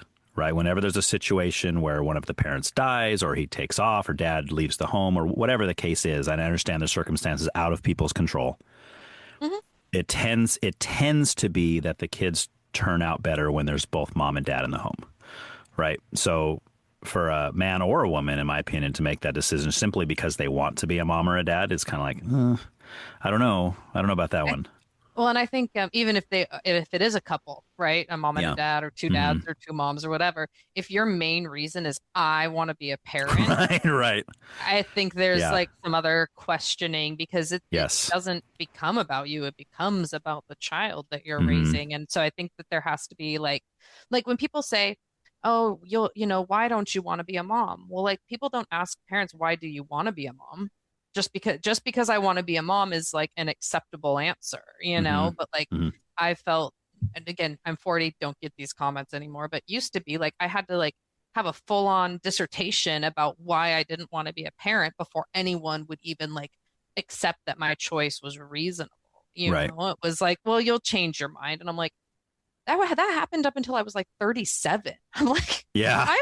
I'm an adult. Like I have know what I want and what I don't want. And Yeah. you know, like yeah, and people, you know, immediately you get married and then they're like, when are you having kids? And Yeah. most of my family like already knew for years and years and years that I was like, Hmm. I'm not going to be a parent. I do not want kids. So I didn't get a lot of those questions from my like immediate family. It was a Right. lot of times like, you know, other people that I interacted with. And my parents were both very much like, my mom's like, I wanted to raise a family. I don't expect you to raise a family. Now, Yeah. I think my dad is slightly sad that my brother's not having kids because, Mm. you know, the whole family name thing. And it's Yeah. like, Yeah. we're not a legacy. It's not like, Yeah. you know, A like a dynasty. legacy of what? Like, Yeah. I Yeah. mean, you know, Yeah. and so my brother's not has chosen to not have kids. And my sister passed, and you know, I Mm. don't know that she would have had kids or not. And out of all of Right. the girls in my family, two of them have kids. Okay. There's one, two, three, four, five, six, seven of us, Hmm. and two of them have kids. So my mind goes to that. That's interesting, and it makes you kind of wonder, like if there's like, is that a personality thing that's like genetic, or is it a way that you guys were all raised, or like why would there be such a prominent amount of your family that's like, nope, no kids for me, Right. you know? Right. Mm-hmm. I think there's a lot of different reasons. And I think part of it is now like, okay, so like back in when my mom grew up, you finally had the option of when you wanted to have kids, right? Birth control. You Mm-hmm. could decide when you wanted to build a family. Well, you And now always our did. generation. You always did. You could just not have sex. Well, yeah, unless your husband forced it on you, Yeah. and then that wasn't Well, right. that's a different, that's Right. That's a whole nother. But totally I different. think Yeah. now there's more of a cultural exception of like, oh, some people just decide not to have kids. And I think that there's more options now, Mm-hmm. in a lot of different ways, whether that's abortion or, all the different ways you can prevent having kids, Yeah. abstinence, like you said. Um, Right. I think that there's more of a societal exception to, oh, you don't have kids. And then there's like social media, right? So there's these child-free movements of like supporting each other in not having kids. And I definitely like, I remember talking to a woman, she was a retired librarian, and her and her husband were child-free, and we were having this conversation over dinner, and I was really interested. Like she's in her like 60s or 70s, and I said, I'm choosing to be child-free. I'm not planning on having kids, and people tell me I'm going to regret it and all these things. Like, what's your view on it? Because all the older women that I know have kids. Right. And she was like, there's definitely things that like, my friends will tell me, oh, I'm going to my grandkids' graduation or, these celebrations. And I'm like, oh, well, I'm on my way to Italy. Like it's just a different way to live life. And she's like, I am fulfilled. I'm happy. I've never once looked back and regretted it. And then I really dislike the, well, who's going to take care of you when you're older? I really hate that line of reasoning because that means that you're expecting your children to give up whatever they're doing to come and take care of you. And I just tell them like, Juan over at the bar in Mexico, he's going to be taking care of me, serving me drinks, I'm planning on using all the money that I don't spend on a kid to pay for my, in-home nurse when I need it, There you go. So I think that like the reasons people try and give me, I'm like, none of it clicks to me. It doesn't make sense to have kids so that somebody will take care of you when you get older. Like there's a lot of time in between, having a kid and when you want them to take care of you. Yeah. Well, and that question almost makes it sound like that's the whole reason for having kids. Right. You're not going to have kids. Well, who's going to take care of you when you're old? As if that's, well, yes, that's why I've had children, not to love them and raise them and take care of them. But someday I'm going to be old and I need someone to change my diaper. So I need to get, Yeah. It's really interesting, the line of reasoning people like think of when they, experience talking to somebody for the first time that's not going to have kids. It's like, is that why you have kids? Oh, no, it wasn't. Then why would that be the reason I have kids? Yeah. Doesn't going back real quick to the feminist thing, why do you think that feminists are so unhappy? Have you noticed this? Like most of the feminists, you have not noticed this? No. You don't think they seem angry? They seem like some of the most angry people on the planet. People ask them questions like that, right? Is that why? It must be. Because they get those kinds of questions and they're like, oh my God, you're not getting the point. People are driving me crazy. I think that it's challenging to live in a patriarchal society when you don't agree with the system that's set up and people question why you don't like the system that's set up. And it's like, if you do your own research and you do your own looking into it, you'll see why this is not acceptable for women, to be treated less than and to have less opportunities. And I think we're getting closer and closer. So you think that's still happening now? I mean, yeah. And in what way? Like, give me an example. Of women not having the same opportunities? Yeah, like right now. Because I would agree that years ago this was true. Like women were lower class society. They were treated differently in a lot of ways. But I've struggled to see this now. And before you say that's because you're a man and you don't notice it, just kind of give me some examples. I think it's because you work in a library, which is dominated by women. Yes, thank you. It is. Right. Which is one of the few, that I see. It's because most men don't know how to read. That's why. That must be it. That must be it. Yeah. But I do notice there's a lot less men in the library field, and it's like an Yeah. anomaly. And I'm like, ooh. Yeah. But I think that women in a lot of instances are still being paid less than men. Now, I think we could look at like states that are in kind of the South, Midwest to see more of an Right. exaggerated example of that. Mm-hmm.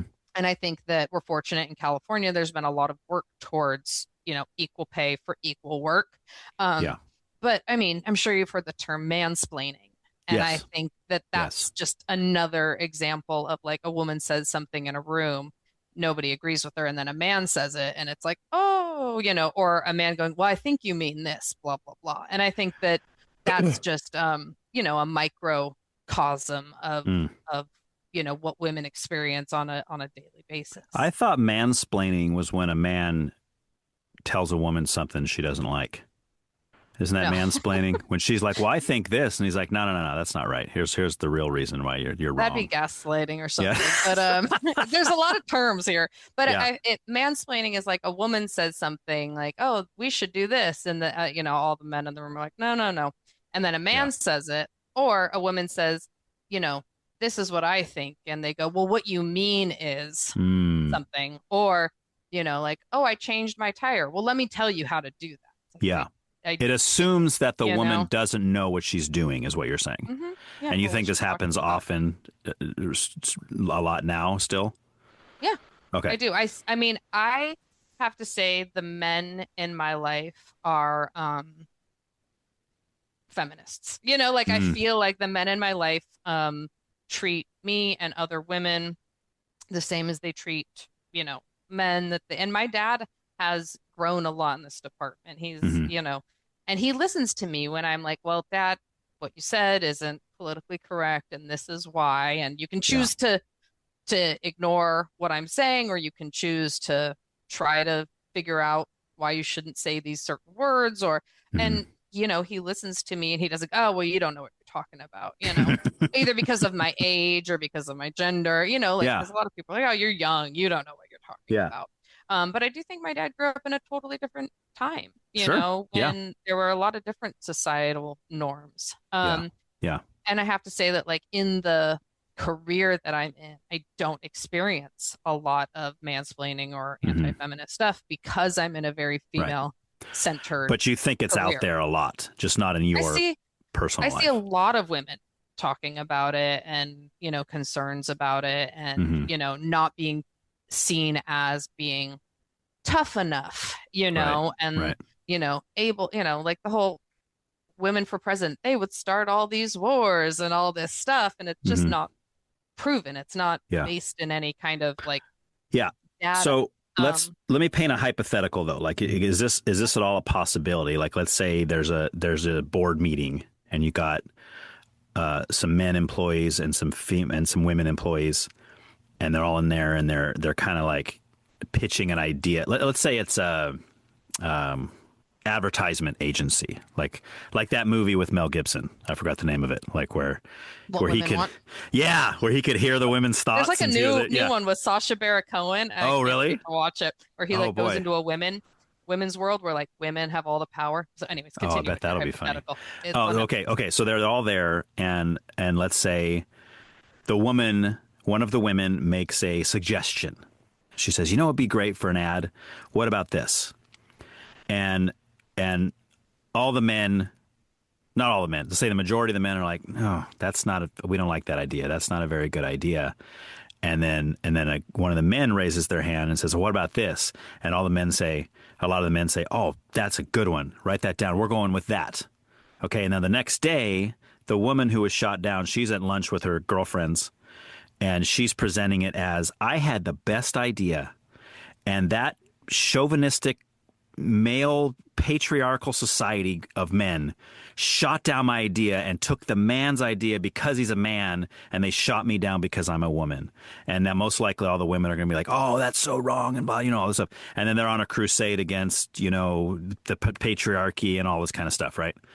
Is there any possibility in that scenario that maybe her idea was stupid And it had nothing to do with her being a woman, had nothing to do with him being a man. It's just that in that scenario, but see, if the tables were flipped in that scenario, I'm not saying this isn't possible. I personally don't see it as very, very likely. I don't see the man sitting down with his friends the next day for lunch be going, ugh, can you believe this crap? I had the best idea and they chose hers because she's a woman. Like, I don't think that would be the push. We're not in a matriarchy, Some might argue we are, to be honest with you, because then there would just be a lot of things that I wouldn't argue that. I wouldn't argue we are. I don't think we're in a, but I also don't think it's necessarily a patriarchy either anymore. But I do think there's a very high probability or possibility that the woman's idea was crap. Like it's right. In my mind, like it's either a good idea or it isn't, and there's a lot of like nuance and situations and reasons why or why not. I'd probably look at like the track record of the company and like do they ever choose women's ideas and what was the idea, and I myself would probably ask my friend, like, well, what was your idea? What was their idea? What was, I'm not one to quickly jump on a bandwagon. Maybe if it was one of my cousins or my sisters, I'd be like, but like in general, like, I think that there's a lot of nuance, and I think people are quick to pass blame and pass judgment on others for their own failings. Yeah, but see, even for me, it would be hard to make a decision based on just that. Let's say I looked into the company and I was like, oh yeah, out of the 10 ideas proposed in the last 5 years, 9 of them that were chosen were from men, and 1 was from one of the women. Mm-hmm. Even then, I mean, on paper that looks like sexist, right?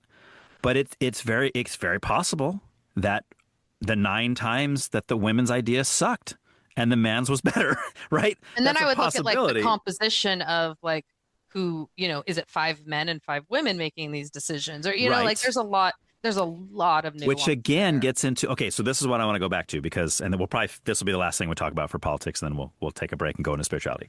But this is like back to kind of the equal pay thing and the idea of, you mentioned like more women in maybe occupations that are dominated by men, say construction or, things like that. My sister-in-law is a foreman on a construction site, which I think is really cool. And it fits her personality. She's all about it, man. And it's great. I'm all for it. I have no problem with that at all.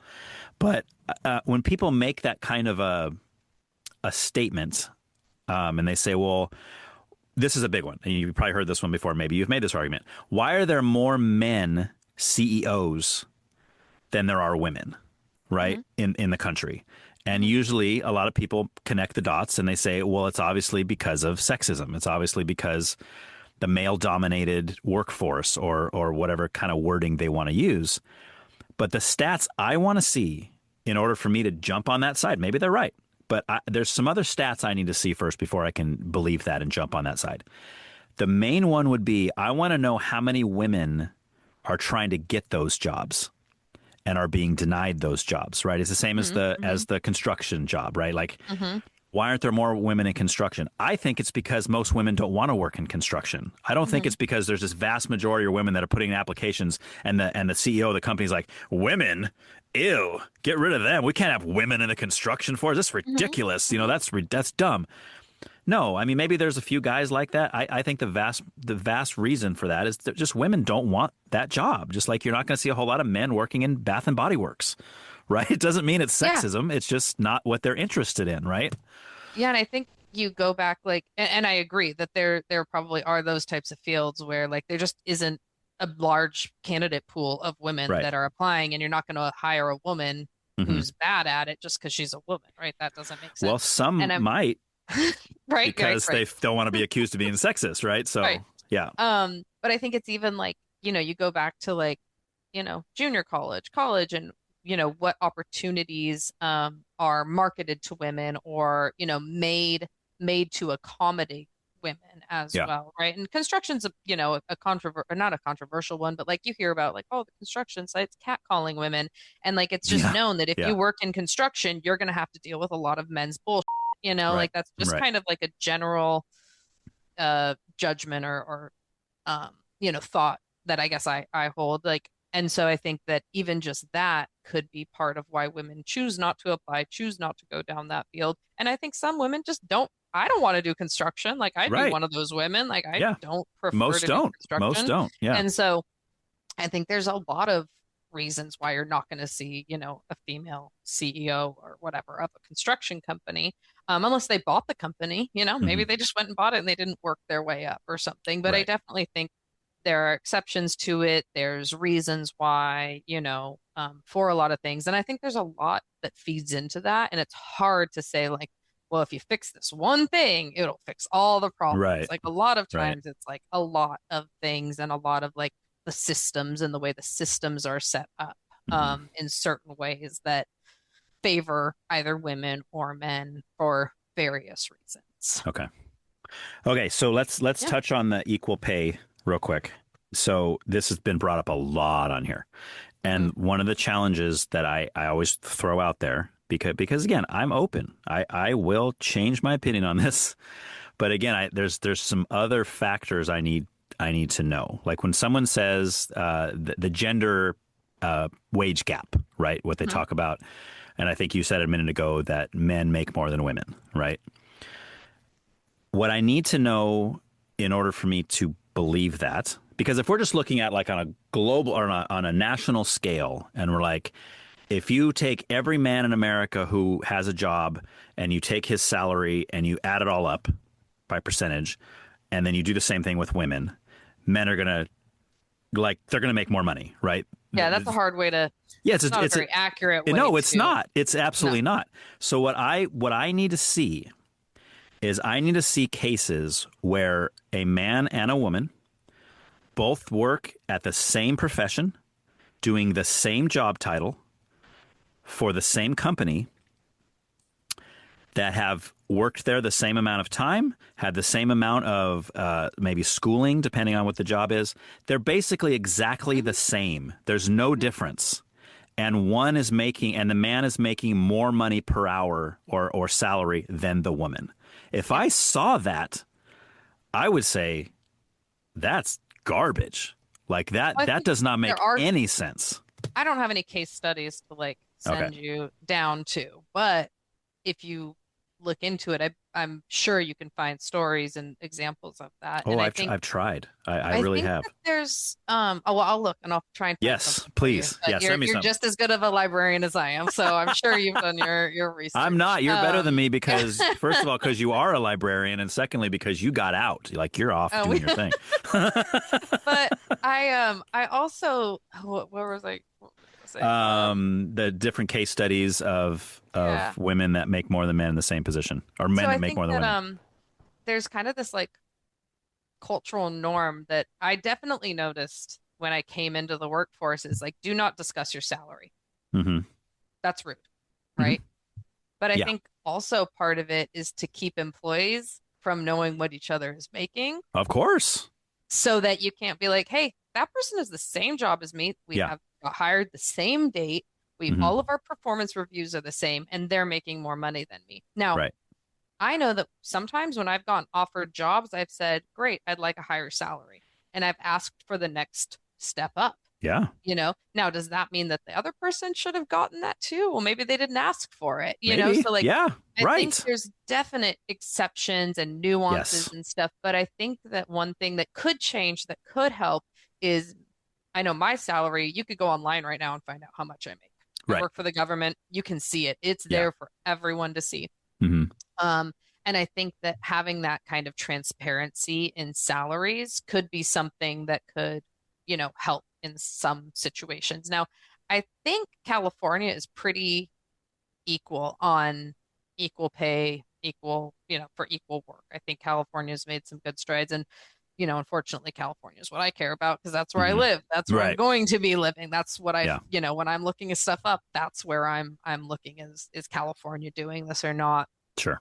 And so I think that one thing that could be changed that could help us in a lot of other situations is making more transparency around wages. Like if everybody from everyone had to have your wages posted online for your position. And I don't know if Hmm. it has my name or if it's just my position, but if you know when I got hired and what position I hold, you can Right. go and see how much money I make. It's But not that would be hard too, though, right? Because, like, Mhm. let's say in a scenario where you do have two people that are hired the same day for the same position, started at the same wage, everything, right? Mhm. And maybe one makes more than the other. But that could be because the boss has noticed that one of them is a great worker. Like, and the other one's a lazy bum and they don't do nothing and they just sit around and play Angry Birds on their phone all day. And the other one's out there like going around and like having incentive and motivation and they're, you know what I mean? Like they're go-getters, you know? There's definitely been times where like I felt like I was doing so much more work than somebody in a similar Mm-hmm. position as myself. And I'm like, Mm-hmm. dude, I'm doing all this extra crap and we're making the same money because Yeah. when you work for the government, you get your raises at these Right. times. This is Yeah. how much you're going to get. Yeah. It's all kind of set in Do you stone. You agree don't with get that though? Or that. do you think you should get a little bump because you're putting in more work in that scenario? Um,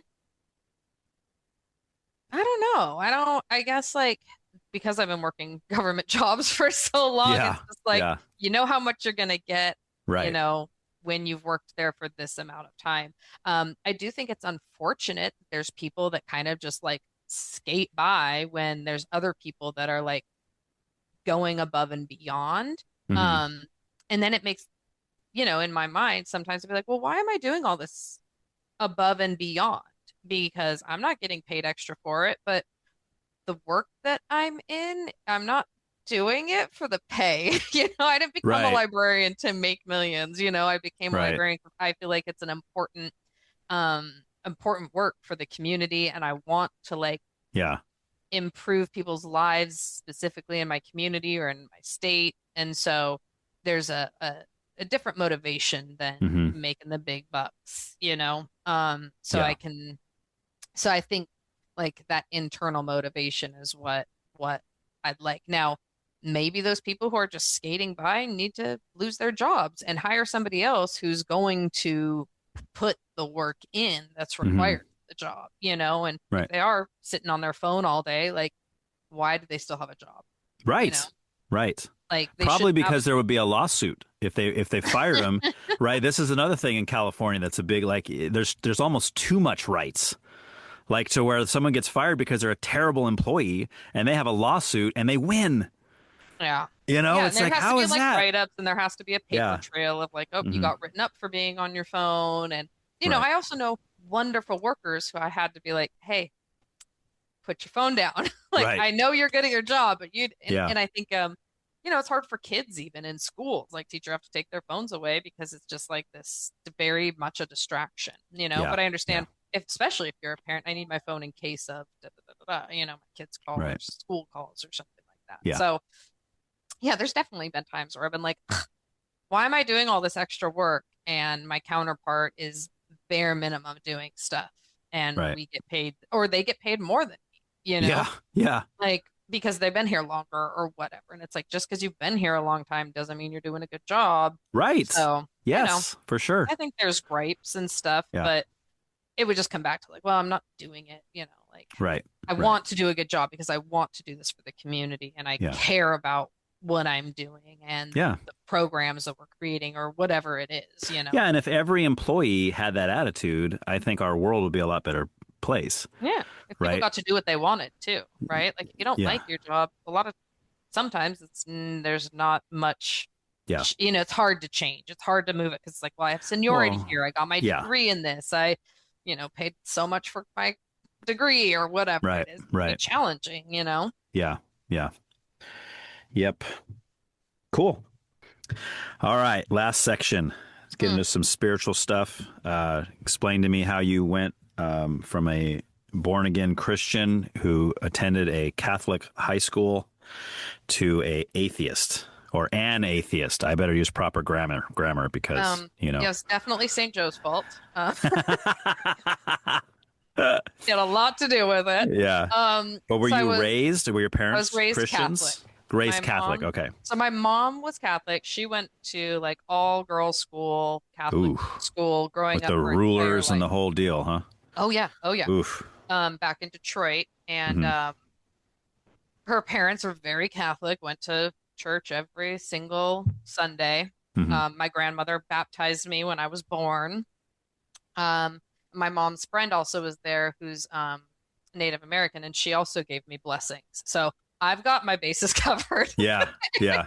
Um, and then during like junior high, there was we had friends, and they'd be like, "Oh, come to youth group with us. If you come to youth group, you can go on these like camps, like summer camp up to the lake or up to Mm-hmm. Hume, or so Yeah, we'd like yeah. join the youth group a couple weeks beforehand, to like Right. To get the get in fun on the stuff. vacations, Yeah, right? yeah. So growing up going to Catholic church, at first I loved it because it was me and my mom. And then once my siblings came, I was like, "Ah, this isn't fun Yeah. anymore." Like, all of us. Yeah. But my dad never went to church. Okay. My dad was like self-identified. If you asked him what he was, he would say he was a druid. A And what that druid. entailed, I don't know. I'm Like sure he didn't. robes and long beards and that kind of thing. I'm sure. He's like, I'm one with the trees. I'm Right, one with right. the nature.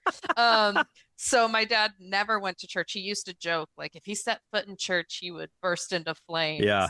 The one time he came to mass was the Father's Mass at St. Mm. Joe's. So there was different masses throughout the year, depending on what time of year. And it was a Father's Mass where you bring your dad, and it was all about honoring the fathers. And Yeah. I found it very amusing because in Catholic Church, you stand up, you sit down, you kneel, you Yes. stand up, you Yes. sit down. There's a whole Whole exercise routine. yes. Yeah. And my dad was like, "Are we leaving?" Like every time we stood up, he would like get ready to leave, and I'm like, "No, no, no, we don't leave yet." And he's like, "What is going on?" So he was like completely did not know what was going on, and like he was Yeah. chatting with his friend that was sitting there too, and I'm like, "Dad, you can't talk," And so I grew up with two totally different kind of views of spirituality and religion. Mhm. And then in junior high and into high school, we'd go to these youth groups that were Christian. Mhm. And so, they were definitely very emotional. And looking back now, it felt I hate to say it, felt a little predatory, Okay. because they were very much like wanted you to like take Jesus Christ into your life and all of these things. Yeah. Which your parents aren't there. There's no adults kind of like guiding you through this, of like what that means, what that entails. It was all very much Yeah. like, Because you're how we're old trying at to that save your point? souls, like Right. 13 to Okay. 15. Okay. Because if you don't, you are going to burn in hell for eternity. Right. It was like one or the other. Those were Right. your two options. Mhm. And so I very much like believed what they were saying, that like, oh my gosh, if I don't do this. And So it's fear-based for you it more. was definitely Yeah. fear-based. Like if you don't do this, you're going to go to hell. Right. And then as I got a little bit older, 15, 16, 17, going to Catholic school, you have these Catholic, classes that you're taking. And I think the real big turning point for me was that based on this belief system that my dad was going to hell. Mm. He was going to burn in hell for eternity. And I'm like, my dad is one of the best men that I know. He like Yeah. open-heartedly adopted my cousins, not related to them at all, except for by marriage. My dad was the one person out of their dad's side of the family, my mom's side of the family that said, no, no, no, we'll take them all. Like, stop arguing about which one you're going to take. We'll take Mhm. them, all of them. Don't have to give us money, just give us the kids and let them stay together. Yeah. And so for me to like think that he was going to go to hell, regardless of how good of a person he was, just because he didn't buy into this one specific faith, Mhm. that just it really kind of jarred my thinking about it all. And that's what kind of set me on the path of like questioning, like, well, how benevolent of a God is this Right. if that's the kind of person he's going to send to hell? Now, there's Mhm. definitely people that, I as an atheist, I'm like, man, I wish I believed in hell because I think they deserve to go there, but I don't. Right. I'm like, I feel like more often I'm hoping karma does it for them, but Okay. that doesn't always happen either. And in that group, I imagine you're putting people like child rapists and people like that. Okay. Yeah, and animal abusers and Mm. people that like dump their animal at the shelter when they're a senior. It's like that is So messed up. Now, Yeah. do I wish them eternal damnation? Probably not. This is only like how many years out of your life, and then you're burning Right. for eternity. I don't know how fair that is either. Do I wish Sure. they were punished somehow, that they had Hmm. the same pain inflicted on them as they inflicted on others or on an animal? Yeah, sometimes I do. But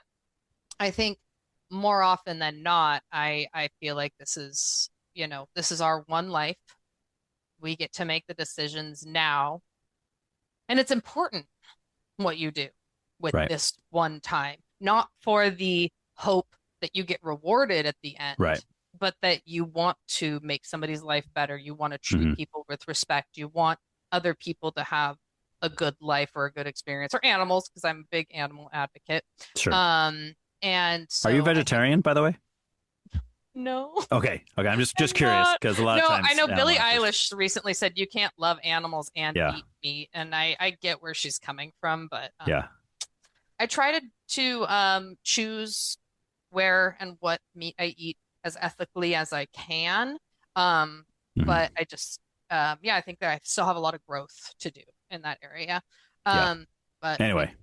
yeah. Yeah. I'm not trying to So derail us, but no. I'm not a I'm just curious. vegetarian. Okay. But sometimes there's some really good vegan options that Yeah. I do choose. Yeah. And so it was hard for me to kind of coincide like specifically my dad and Sure. Sure. this religion I was supposed to. Yeah, I think that's a struggle that a lot of people have. I don't think you're alone in that at all. I think that's a really even people that are believers in Christianity and the Bible. That's one of the biggest struggles that there is to know that some of your loved ones, if it's true, will end up in hell. And that's Yeah. hard, especially considering the fact that on a human level, you think, like you said, they're great people, wonderful people. I mean, I've said before, I have atheist friends who are some of the most loving, giving people I've ever met in my life. Right. And people make the argument, oh, you can't be a good person without believing in God. I'm like, well, no, I disagree with that completely, But yeah, so I mean, I don't think you're alone in that at all. But I mean, do you view like life as just it's just a here and now, kind of like this is the one life we have to live. We're just gone after that, or do you believe in a heaven, No. and just you don't believe in a heaven or a hell? We just cease to exist at death. Yeah, I like to think of it in the way that I don't know if you've seen The Good Place, but I think that I haven't. My daughter watches though with Ted it's a Danson. good one. Yeah, yeah, They bring up a Buddhist ideology, and I can't quote it exactly, but it's more like our lifetime is a wave in an ocean. We're here, and then we go back to hmm whatever. And I don't think that we're an individual anymore. Like, it's hard because my sister died, and it's like, yes, I wish that like I felt like, oh, she's looking down on me. That's right, a really nice thought. right. And Or even hope that you get to see her again someday. right, Right, would right. be yeah. Yeah, it's a very, very nice thought, but it doesn't correlate with all the other things that I've learned and believed. And so Hmm. it's like, yeah, I kind of have to give up that. If I want to, if I really am an atheist, I kind of have to give up that idea. And so there's challenges there as well too. It's like, man, Okay, I wish I could think like, oh, I'm gonna get to see my dog and my sister when right. I die, but I just don't think it's possible. So when she was diagnosed, we knew that it was a death sentence Mm, for her. And so she asked me like, well, what do you think happens when we die? And I'm like, girl, you do not want to ask me. I don't have any yeah, like that's happy hard. answers for you. And Yeah. she's like, no, I do want to know what you think. And I Hmm. said, well, do you remember before you were born? And she said, no. And I said, I think it's like that. I Yeah. just I don't think there's, pain and suffering and everything. I just think we cease to be who we are. Is And there I have any? like, Sorry, I was gonna say, is there any part of you that feels sad about that? Like, do you wish there was more? Like, if oh it yeah, was, like okay, I don't wish that there was a heaven and hell. I don't right, ascribe to like the Christian or Catholic kind of design of that. Um, but like, sometimes I'm like, man, it would be cool if like these theories that like, oh, you designed this life and you decided to come here, or that we're like in a virtual reality world. Like, some of Yeah, those ideas are cool to think about. Um, but I just don't think we have the capacity to really understand what happens when we die. Lots of people are like, oh, I saw this light when I died and then I came back. And there's lots of scientific ways to kind of explain those experience and phenomena. And yeah, so I don't think there's anyone that's like died, experienced what actually is there afterwards, and come back. So I think it's all theories, wishful thinking. I think yeah. for as long as people were around, we have been questioning, Sure, why am I here? What of course. happens when I die? Yeah, I think that yeah, it's a very human um, yeah. setup as Sure. well. And to think that like one person has it all figured out, I think is really Yeah. like narcissistic So and very, do you think then that like because of that, because it's such a natural human thing to wonder about things like that. Oh, I wonder what happens in death, and I wonder what happens after that. If there is an after that, do you think that's why there's so many different religions? Do you think people just made it all up and they're like, oh, yeah, what's a good story I can tell to explain something like that? So even when yeah. you look at like Christianity and you look at the Bible, the Christian Bible, do you see that as like something just people made up, or I see it, yeah, as like fairy tales and stories of stories of stories, Mhm. like none of that writing was verbatim from the horse's mouth, like Mhm. even the what is it, Mark, Paul, John, and Ringo, the Mark, Paul, Matthew, John, Mark, Luke, and Matthew. John? There you Yeah, go. There you go. yeah. Those guys. Even that was written what, like centuries after, Jesus. Now, Not was centuries, Jesus a but okay, yeah. hundreds of years? Like it was a Well, that would be while. centuries. Like Hundreds would be centuries. three It depends on generations, which four book. generations. I'd have to look. I So don't none know. I of think it it's was less like than a that. But firsthand account. Now, did Jesus, was he a real person? Possibly, maybe. I mean, a lot of people wrote about him, so it's mhm. very, very probable that he was. Yeah, But do I believe, the whole arc of him, being the son of God? No. right. Um, I, you know, I think a lot of what he has been ascribed to saying or teaching is, great morals, great ways for people to kind of, have something to look to, Yeah.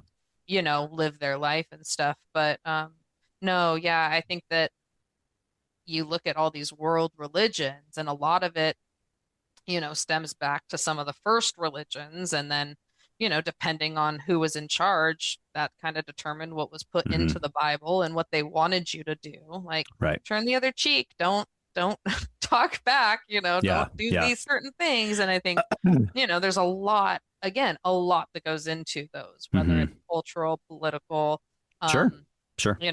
ideology. So in your time as a Christian or a Catholic, did you spend a lot of that time reading the Bible at all, or did you? I know Catholics are like kind of infamous for not reading scripture, right? A lot of times, right? Just kind of listen to what the priest says, and that's pretty much it.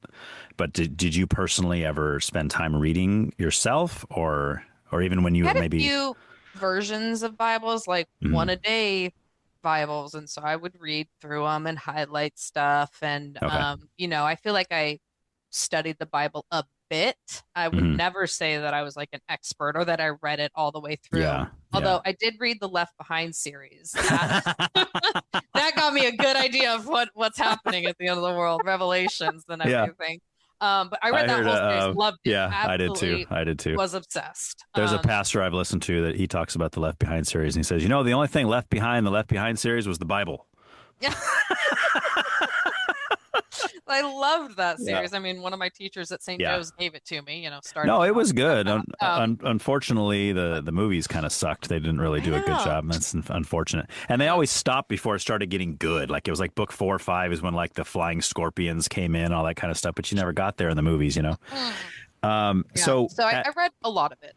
okay, but as the parts as you read through, did you find any like inconsistencies or any like contradictions or anything like that make you wonder about its validity or anything like that? I think there was a lot left out. like I think my one of my bigger gripes is that they had more books and they just decided to not include them because they Hmm. didn't really fit with the story they were trying to tell. Hmm. So I think I would, you know, have more understanding if it was more complete. Yeah. Um, but I just think like I had more problems than with it than like pointing out Okay. inconsistencies. More with like what it said that you maybe disagreed with, as opposed Yeah. to, yeah. The reason I asked is because, you know, like back when you said a minute ago about, how did you word it? So as you look at it, and I mean, that's why I brain farted, because it's a separate issue to get into, like what you disagree with in it is different than Yeah. saying like how was it put together, and some of the tests that they put it through in order to see which books were going to be included. A lot of times people make that sound like it was like, you know, just throwing numbers in a hat or something and be like, all right, this book's staying, this book's not. I mean, it was like an excruciating process of elimination in the sense. And one of the key tenets, this is what I was going to get to, one of the key tenets is that it had to be from an eyewitness account, which, I mean, again, if it's true, I always say this as a premise, if it's true, then it appears that they were from like Matthew, Mark, Luke, and John, for example. If they were, you know, I keep saying if, because there's so many different ways we could go with this and so many different Right. things we could talk about. But they were all disciples of Jesus himself, right? Like they didn't come in like hundreds of years later and be like, oh, I'm just some guy named John or I'm going to pretend to be the disciple that Jesus called John or whatever, and I'm going to write this gospel. So I mean, there was a lot of tests by people that were trying to, well, maybe this is debatable. People that were trying to get at the truth of it, right? They didn't want things that were false, not necessarily because they were like, oh, we don't like that. That doesn't make any sense, or it doesn't fit the narrative per se. But all that to say, when you look at how many different authors, like human authors, were a part of the Bible, both Old and New Testament, and the different time zones or time frames they lived in over the course of hundreds of years, from the Old Testament to the New, in some cases, 1,000 or so, different professions. You got all the way from fishermen and tax collectors to doctors, you know, like Luke was a physician, you know, those kind of things. And they all wrote these individual accounts, right, of events that happened historically, or even teaching for Christians, like Paul's epistles in the Bible are more like teaching the church, like this is what you should be doing, this is what you should not be doing, those kind of things. And you have all these different things, and if you put those all in one volume that we call the Bible, you think it would be absolutely full of contradictions, you know, misconceptions, misunderstandings. Oh, this guy says that the sky is blue. This guy says it's red. This guy says Jesus is the way of salvation. This guy says, you know, somebody else is, or Jesus is one of many ways. You know what I mean? Like, you think it'd be full of that kind of thing. And I know that when I look through, I don't see any of that, which is interesting in of itself, because like if we took today and we just went around, let's say I just went around just Santa Maria, and I took 60 people and I said, and let's say even from the same profession, let's say I went down to, you know, Marion Medical Center, and I took 60 employees and I said, okay, I want everybody to write one page about who God is, what he wants, what his plan is, all this kind of stuff. And they said, okay, no problem. And then at the end of the day, I brought it all together into one volume. You'd have absolute chaos, right? Like, I mean, there would be no consistency almost, like, I'm sure, right? One would say God was a space alien. Someone else would say God is a man. One would say God is a cow, you know, whatever the case is. Donna would say God is a woman. Yeah, God is a woman, right? You'd probably get a lot of that, you know, exactly, you know. So I don't know. I have a hard time with the theory that like the Bible is just like this hodgepodge of just like hastily thrown together manuscripts by people that were out to deceive. You know, I'm not saying that's what you're saying, but I mean that is kind of a common. Some people might argue. Yeah, right. And I think like that makes me question it even more because Okay. like there should be inconsistencies in the way people remember things and experience things. If you ask, everybody what happened on 9/11 and the Right. timeline of exactly what happened, right? Everybody remembers Right. that day, but remembers it Yeah. differently. Well, You there is should have. differences. There is You should have. differences. Yeah. For You example, should like have. if Mark says there was two angels at the tomb when Jesus rose again, and Matthew says there was one, that's a difference in remembering, right? That's like, Hmm. but it's not a contradiction because Hmm. it doesn't say there was only two angels. I mean, there's only one angel because if there was one, there could have been two or three or four or five, right? Without the word only. Do you see what I'm saying? People might call that a And then contradiction. that's semantics, right? And so Well, so I think that it would be really difficult to get a very consistent, you know, a consistent story overall. And how the Bible was written and who wrote it and all of that stuff could be absolutely true. Every mhm, single word of it could be true. And I still would have a lot of questions about if even if it is all true, like yeah. I don't Okay, well, let's go then. And I'm yeah. interested. Yeah. I'm interested. What would you say then? Like if you're assuming it's true, like you're Hmm. saying, okay, for the sake of this argument, the Bible's 100% true. What issues do you have? Man, it's messed up. Like, Okay. why are there like brain-eating worms that only, or that only will eat your eye and through to your brain? Like, Mhm. why are we allowing like these terrible things to happen because it's free will? Like, there are, creatures that are, killing people that like couldn't that be not happening to children? Like, Yes. and I think that like to to give us such a short lifespan and then we're going to burn in hell for the rest of eternity like Hmm. seems pretty extreme. Doesn't seem like a very benevolent or loving God to not be like, well, you're gonna get a punishment and then you get another chance to fix your mistakes or something like that. Hmm. It seems really really extreme and really, to me, fear-based, like you Yeah. said. Like there's a lot Sure. of fear or reward, right? If you're a Hmm. good person, you get rewarded. So it feels like there's an incentive, right? So why not be a Okay. good person because you're a good person, not because Well, like you're going to get okay. some Well, hang reward. on though, because I Yeah. don't know if that's. I'm sure people believe Written that. in the Bible. Well, I'm sure people believe that idea, but I think that that's from my study of scripture and my understanding of Hmm. Christianity, that's not accurate. It's not about being good or bad per se. That's not an issue, right? I mean, as you probably learned in Catholic school, it's about Jesus dying for the sins of mankind. We're all sinners, right? We all, yes, different varying sins. Like you and I might tell a lie and some guy down the street's a serial killer. Okay. Yeah. And we can agree that one of those is way worse than the other thing, right? But the fact of getting in not on your own merit is really what it is, right? It's like if you're receiving what Christ did on the cross for your sins, you know, then it's not about whether you're a good person or a bad person, right? So it's not so much, oh, I do the good things, I go to heaven. I do the bad things, I go to hell. It's either you receive Christ or you don't, which I understand why you don't. I mean, I understand what you're saying, why you don't believe Yeah. that, Yeah. but that's not, the idea of good and bad and merit and who did the best things, who gave to charity more, and those kind of things.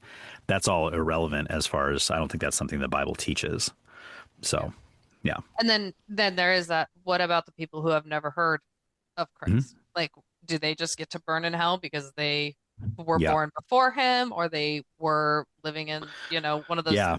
untouched communities that has never heard about it? Like, that doesn't seem like for a Yeah. benevolent, all-loving creator, like Right. that doesn't really seem to jive with that. It's just like, oh, well, Yeah. too bad for them. Sucks for them. Like it just Yeah. there's a lot of things that I'm just like, even if it were true, I wouldn't want that to be, Hmm. the kind of God that is like Right. looking, I just it makes me irritated, as you can Sure. probably tell, like a little Yeah. frustrated. Yeah.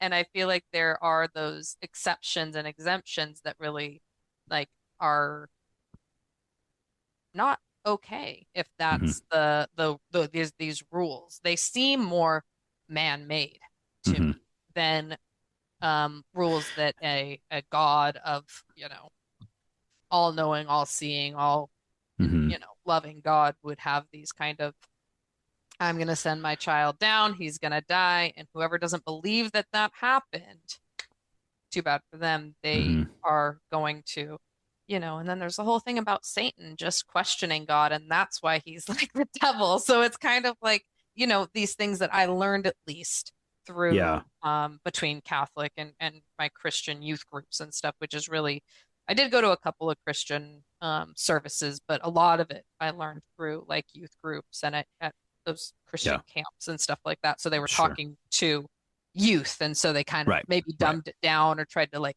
simplify it, and maybe they were not accurate. But those are the things that I learned, or I thought that I was hearing, and made me kind of like look back on it. And so then I went from like believing that to kind of being like, okay, well, I don't believe in this Christian God, but there's something that created all of us, and there's some greater being. And kind of as I've grown from that, like looking at more Carl Sagan for sure, and more kind of things, I think it's a miracle that we are here. Like, I think it is like amazing. You still do? Yeah, I think it's amazing. I think it's like scientifically amazing that we are here, we're having this conversation, and that humans have grown to where we're at to create the things that we've created. And I think it makes more sense why there's all these crazy, you know, brain-eating amoebas and stuff. Like, I mean, it just, to me, like scientifically, evolution is weird. And, you know, I guess hearing from, you know, some scientists and stuff like that, I feel like that is still amazing. You know, it doesn't discredit that part of humanity. Yeah. So it's interesting from an atheistic perspective to even use a word like miraculous, because like who then is creating the miracle? Like where? I mean, if I'm thinking about it and I'm talking about the miracle of life, it's like, it's really cool, like how you know, star stuff collided, billions and billions of years have gone by, and we're a tiny speck of that time frame, right? But that this world has evolved to a place where we are, and we are creating our own life. You know, the females being able to, you know, have children, and how life is created in all the different forms, seems really amazing to me. And so, see, amazing is a different word. Yes. Scientifically, I kind of comprehend it, but I'm not a scientist. Like, I couldn't tell you the whole process. But it makes sense to you. It makes sense to you to look at all of the complexities, like you were just mentioning, and to put no guider, no creator, no anything. That makes sense to you. Yeah, it makes more sense than like some hand, you know, that's like orchestrating this all, because I think that there's lots of like weird stuff. I would hope that if there was a creator, they didn't allow pedophilia and rape, and like, I get that it's a whole like freedom of choice and all of that. But well, it's a different argument to say that you disagree with maybe the tenets or kind of doctrines and teachings of a particular God, right? That's one thing to say. But like, if we just look at like intelligent design as opposed to random chance, I mean, let's leave Christianity out of it, leave every man-made or whatever religion out of it for the time being, and just say just the concept of how we are here.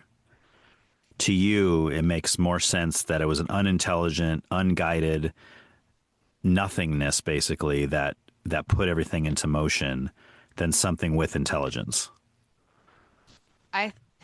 Whether that was space aliens or whatever it is, right? Yeah, I think it's more likely like an alien. Like, I mean, well, but that would be intelligent design, right? That's kind of my point. Like, I understand why you disagree with the Christian God, and you don't agree with some of the things, like you keep mentioning, like evil things that happen, and that's kind of your reason for saying, I don't think that God is real. But to me, that's a different thing entirely than saying, yeah, everything we have, all these complexities of life, just the what they call it, the fine tuning argument, I think is what they call it. But it's like to say that the human and the animal needs a certain amount of elements, right? They need a certain thing to breathe in order to stay alive. They need a certain nutrients that come from food. They need water. They need a certain temperature that can't be too high or too low. There's all these parameters that have to go into what would even sustain life, let alone create it. And then the Earth just happens to have those, just randomly, nothing intelligent behind it. Billions of well, sure, but I mean that again, that's like the monkeys on the typewriters, right? That's like the whole idea of, if we let monkeys bang on a typewriter for millions of years, eventually they might produce Romeo and Juliet by Shakespeare, right? And you think, well, is that possible? Sure. I mean, of course it's possible, but is it very probable? I don't know about that, or if you drop, or the other one's like if you drop a whole bunch of letters, like papers with letters on them, alphabetical letters, and you let them fall down, that they all line up and say, Ryan Hester's podcast is the greatest thing that's ever been invented, right? Or something like that. Yeah, is that possible? Sure it is, right? So I try to, to me, talking about possibility is, I mean, it's almost pointless because pretty much anything is possible, right? And that's why when people even tell me well, Ryan, I want you to prove to me that God exists. 100% prove to me God exists. I said, I can't. I don't work that way. I don't work in 100%. I don't work in, I work more in I would say probable, as opposed to and to me, getting back to intelligent design, to look at all that and just say that it just randomly came out of nothing, basically, is difficult for me, and I think for a lot, and that's why even a lot of atheists started adopting the intelligent design theory, because even Richard Dawkins said, "Well, the universe appears to be designed, even though it's not." He says it appears to be designed, even though it's not.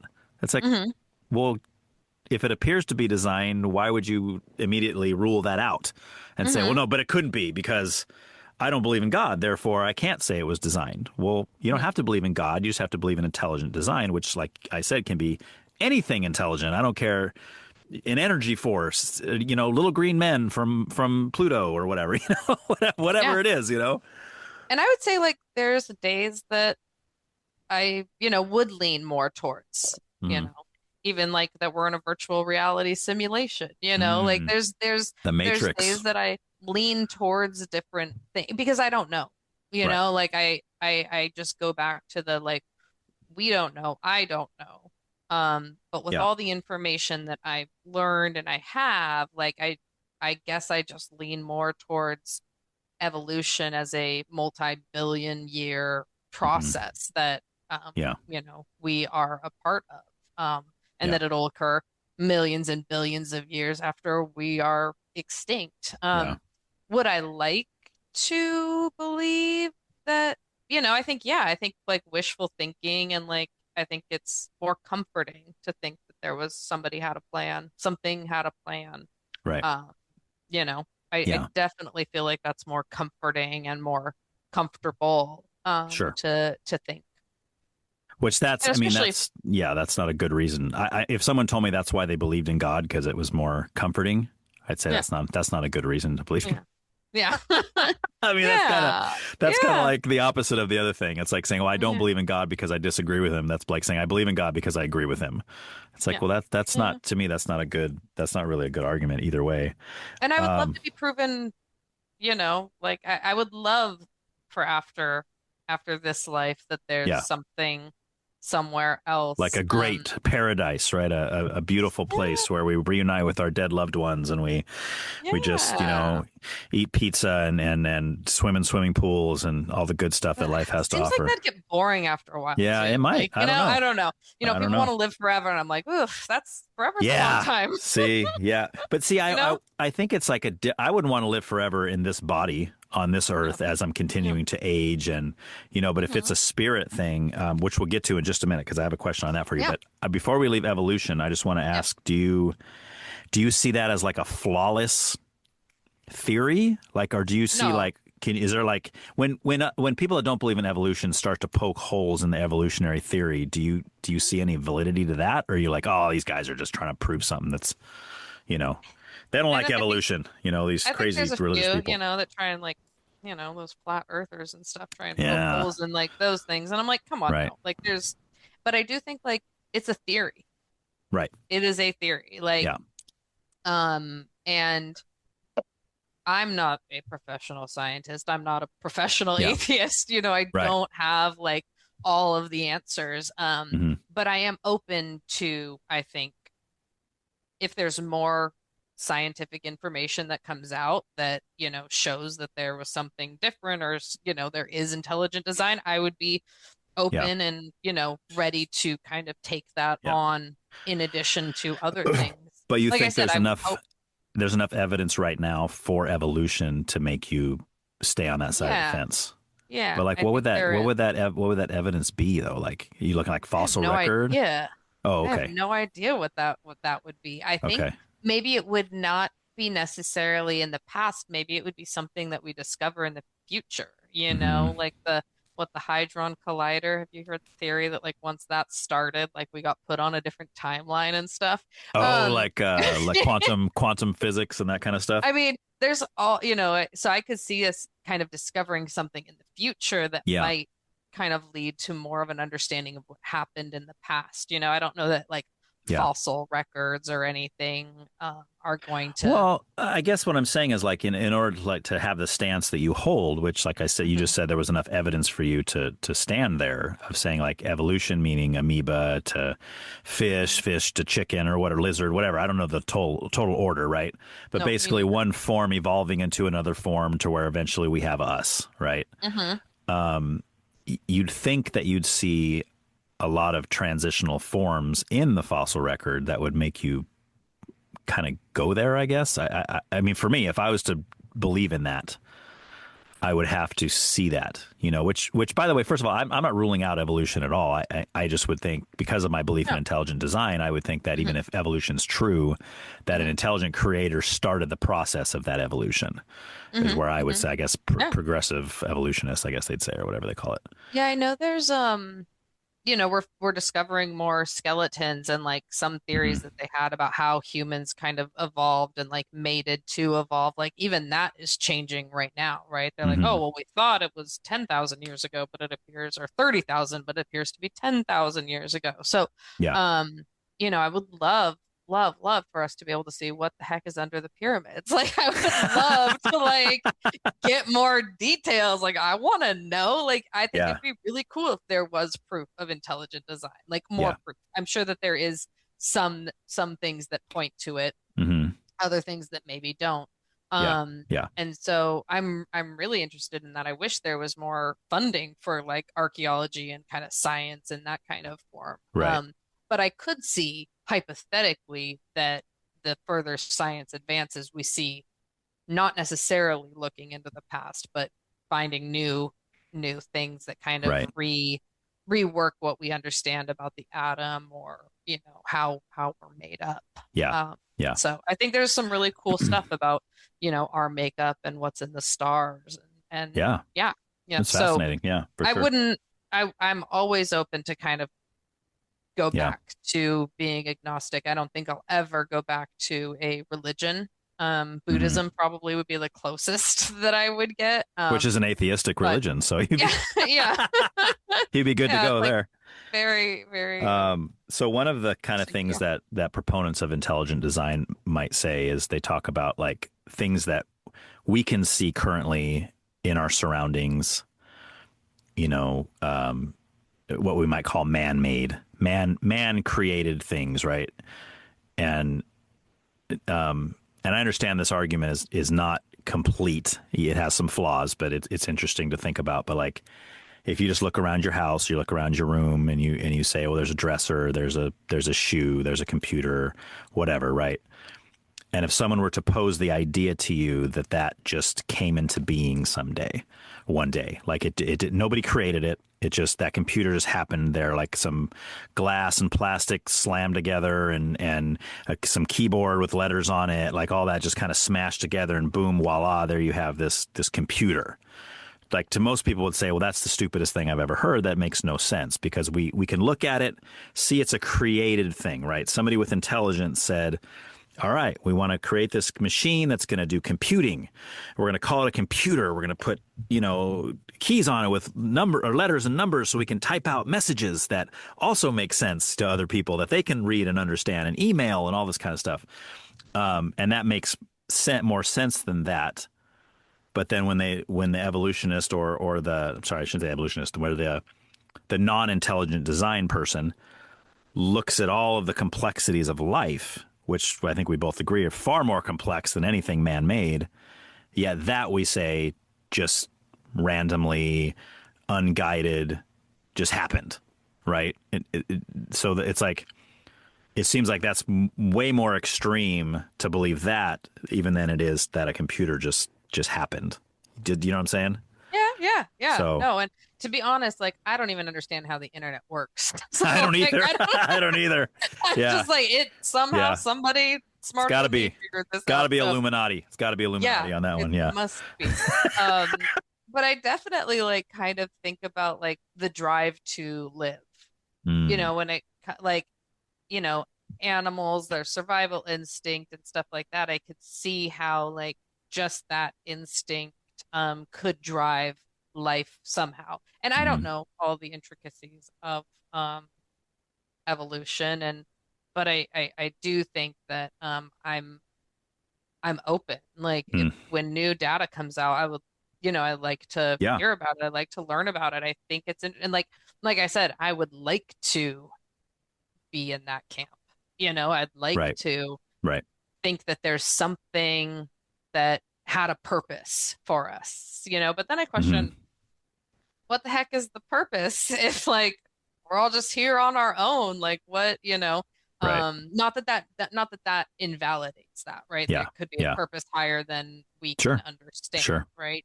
But I think just over the years, I've just moved more and more and more over into the atheist kind of standpoint of like, I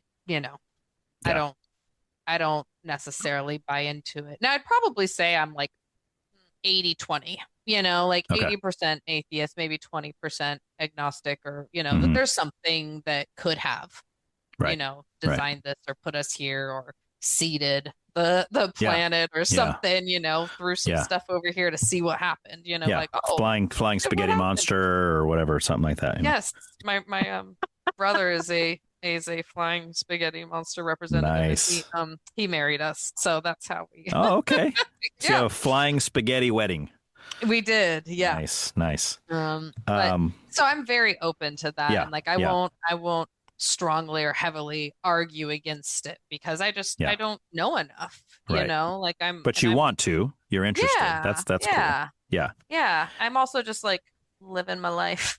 Like I don't think it guides my decisions or how I live my life, whether there was some sort of intelligent design or there wasn't. Like, I still don't think that there's some afterlife that I need to ascribe to a certain set of rules to gain access to or not. If we get to go somewhere, and like, what is it, Sylvia Brown, her little idea of heaven is real fun. I love it. It's a great idea that we get to like all come together, and we designed this life, and we designed who we were going to meet and our challenges, and I get to figure out why the heck certain things happened. Like there's been some major tragedy in my family, and so it's like, would I love to know there was a reason for all of it? I mean, would it still be okay? I don't know. Well, let me pose this before getting to the last thing I want to talk about, and it's that, and I know you probably won't agree with this, but in my years of studying Christianity, among other religions as well, and the Bible, because I started as I hated Christians. Of all the religions, I hated Christianity the most, because it was very narrow-minded and my way is the only way or else, kind of deal, kind of like you were saying, and I had those same issues with it. But from all my years of kind of picking it apart and looking at all the critiques and kind of the textual criticisms and those kind of things, the supposed contradictions in the scripture and all that kind of stuff, I can say that there is a coherent story and timeline that does show purpose and it of people and life and things that happen, and it makes sense. But it's a different thing to say, but I disagree with that, or I don't like that per se. Like, I might not even necessarily like something I read in there. I'm like, ooh, like you were saying, that seems kind of harsh. Like, I'll be honest with you, the idea of an eternal hell, that's hard for me. That's a difficult one because I put myself in the place of God, which I probably shouldn't do. But I'm like, even like the worst person I can think of, which to me would be like a child rapist, right? That's like the worst scum of the earth. That guy should be tortured forever. Even him, I don't think I would torture for eternity. Right? Like, I still think I'd want there to be an end goal there. Like, maybe just torture him for 100 years and that's it, or whatever. Like, eternity, that's a long time. That's not even a time. That's like without time. That's no time. That's forever. Right? So I struggle with that. Mm-hmm. But from what I've seen, it does. There is a clear understanding of why there's evil in the world, what the solution to it is, all that kind of thing. And I'm sure you in studying with Catholic doctrine and stuff, I'm sure you've heard a lot of that too. But it sounds to me more like what you're saying is that you don't necessarily agree with it. Like, you don't. That doesn't sound like you've said it multiple times. It doesn't sound like a loving God. It doesn't sound like an all-knowing, loving God, because again, if he's all knowing, all powerful, why evil? Why is there school shooters? Why is there diseases that take even young children, from their parents, and these kind of things that bring so much pain and heartache to humanity, right? And those are hard questions to wrestle with, for sure. Especially when I'm talking with somebody who's lost someone. I mean, how old was your sister? 31. Yeah. See, that's way cut short, right? That's young. Mm-hmm. So, I mean, I understand those kind of things, but yeah. So I'll leave that there. But it's faith, because people have to have faith that it's. Well, yes. I mean, they can. They don't have to. Yeah. Right. Well, yeah. You don't have faith, right? Be a believer. No. No. But if you're a believer, right? If you believe in that that religion, they call it faith, because you just have to believe. Although it's not. So there's people talk about what we call a blind faith, which I don't think is, first of all, I don't think it's a biblical term, and I don't think it's something that I believe as a Christian, because that implies that there's no reason, there's really no evidence or anything. I'm just going to blindly just trust in this nothingness that's out there and hope and pray that it's real. I don't have any proof or evidence that it is, but man, I sure hope it is. Right? To me, that's not when the Bible talks about faith. It's more of faith is a response to what you see, not the other way around. Like, you don't. Some Christians do believe that I gotta produce more faith so I can make things happen the way I want them to, and if I just believe hard enough, and I'm like, well, that doesn't line up when you do studies on it. I mean, you talk about people that are sick with disease and those kind of things. Sometimes the community gathers around and prays for them, and they're miraculously healed. Other times they don't. And people try to throw all these different weird things on, like, oh, well, this group had more people praying for them. What? Are you kidding? Like, God's up there with some kind of meter, and it's, oh, you almost made it to the top. If you just would have had 5 more people praying for you, you would have had it. Won. Your team would have won. Too bad, so sad. And it's like, that doesn't work for me either. And I also just want to say, like, I think that everybody should be able to have their faith, and I would never tell somebody to not believe in what they believe in for my own reasons or purposes. I'm never trying to, like, convert somebody to what I think, or like tell somebody what they believe is wrong or stupid or anything like that. Again, I think that we should be able to have those beliefs and religion, and I just don't like when people weaponize it. That's what really is a challenge. But even then, I feel like it's an individual choice. Yeah. And I agree. I agree with you. I mean, I don't tell people that people's beliefs are dumb or stupid unless they are. Yeah. That's the only time I do. So, Yeah. If you get somebody that's a flat earther, you might be like, dude. Yeah. Oh, I You know, get. even the guy Yeah. that came up with that doesn't Yep. even can't Yeah. even prove it. So Yeah. I talk to like conspiracy theorists on here a lot, and we get into some interesting. One of my best friends is a I conspiracy love guy, and conspiracy theories. They're so fun. fun Like, to talk do I about. Yeah. believe in them? Yeah. They are But fun to talk about. Yeah, they're I agree. super fun. Yeah, Yeah. and like Yeah. coincidences and things that, yeah. Right. Right. All right. Final thing. Final thing. I know I'm keeping you a little bit over. Um,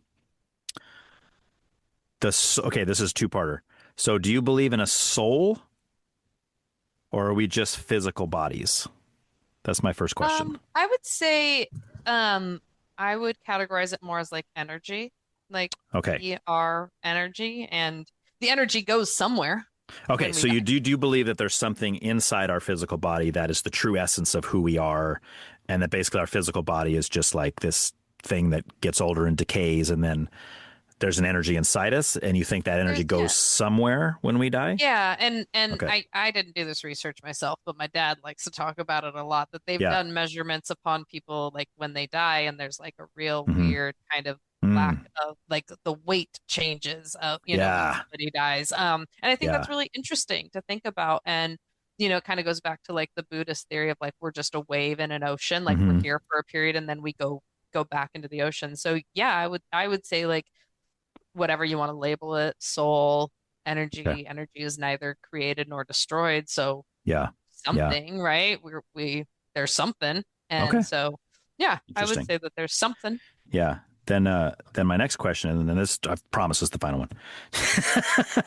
Okay. Things like near-death experiences, where people are like out-of-body experiences. Oh, Where I always want to read about those. Yeah. they're fascinating, right? They're Because I mean, fascinating. some Yeah. of those things are like so hard to disprove because they'll literally like be in, they'll tell the doctor everything they were doing on the table. I was viewing from above and I saw you did this and you dropped the knife on the floor and then you picked it up and didn't wash it and you continued to operate on me. And then I floated into the next room and I saw my mom in there crying and I heard specifically what she was praying, or it's just like weird stuff, like stuff that cannot be explained really in my mind any other way than that Super person cool. was literally outside of their body and they were conscious. They were conscious and able to hear, which in and of itself is interesting because we think, oh, the ears are what allow us to hear. The eyes are what allow us to see. But this person was out of their body and they're I think they're seeing and so they're cool. hearing. And like Yeah. lucid dreaming, I think lucid Yes. dreaming is so cool. My friend says she does it all the time, and I'm like, Yeah. teach me. I want. Yeah. That's so cool. I think I you would got to love. eat mushrooms Yeah. to do that, I think Oh, is what it is. okay.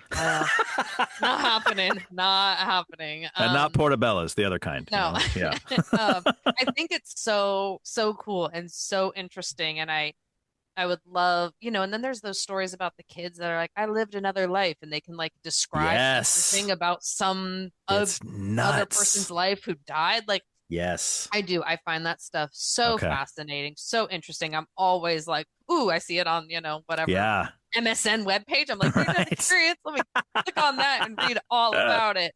Yeah. Yeah. And there's a girl on Instagram, Spooky Boo or something like that. And that's not her Instagram. Her Instagram is something totally different, but she had this like 3 or 4 part series where she talked about she had a near death experience, and like she learned all about like her animals' past lives and her past lives, and like that her and her husband are like, in every life they're connected somehow, whether it's through a brother or a relative or a friend or a spouse, or and that you have a certain number of lives. And it's just, I find it really, really interesting. And yeah, if there was a way to do like a real scientific study on those, I would eat it up. Yeah. Eat it up. There's some fascinating research that's been done on that stuff. Yeah, our curiosity to like know Yeah. these things, Have you ever heard of the podcast called the Telepathy Tapes? I think I've seen it on my podcast like list, but should I take a listen? Yes. Listen to the first season of that. It will blow your mind. It's fascinating. Yeah, I think it's so cool. Yeah. Near-death experiences. And my dad knew somebody, he was in the military during Vietnam, and so he had a lot of friends that, either died or had near-death experiences, and he's had his friends tell him, Oh, wow. firsthand accounts about, Yeah, see. near death. Wow. And I just think it's so, so interesting. Yeah.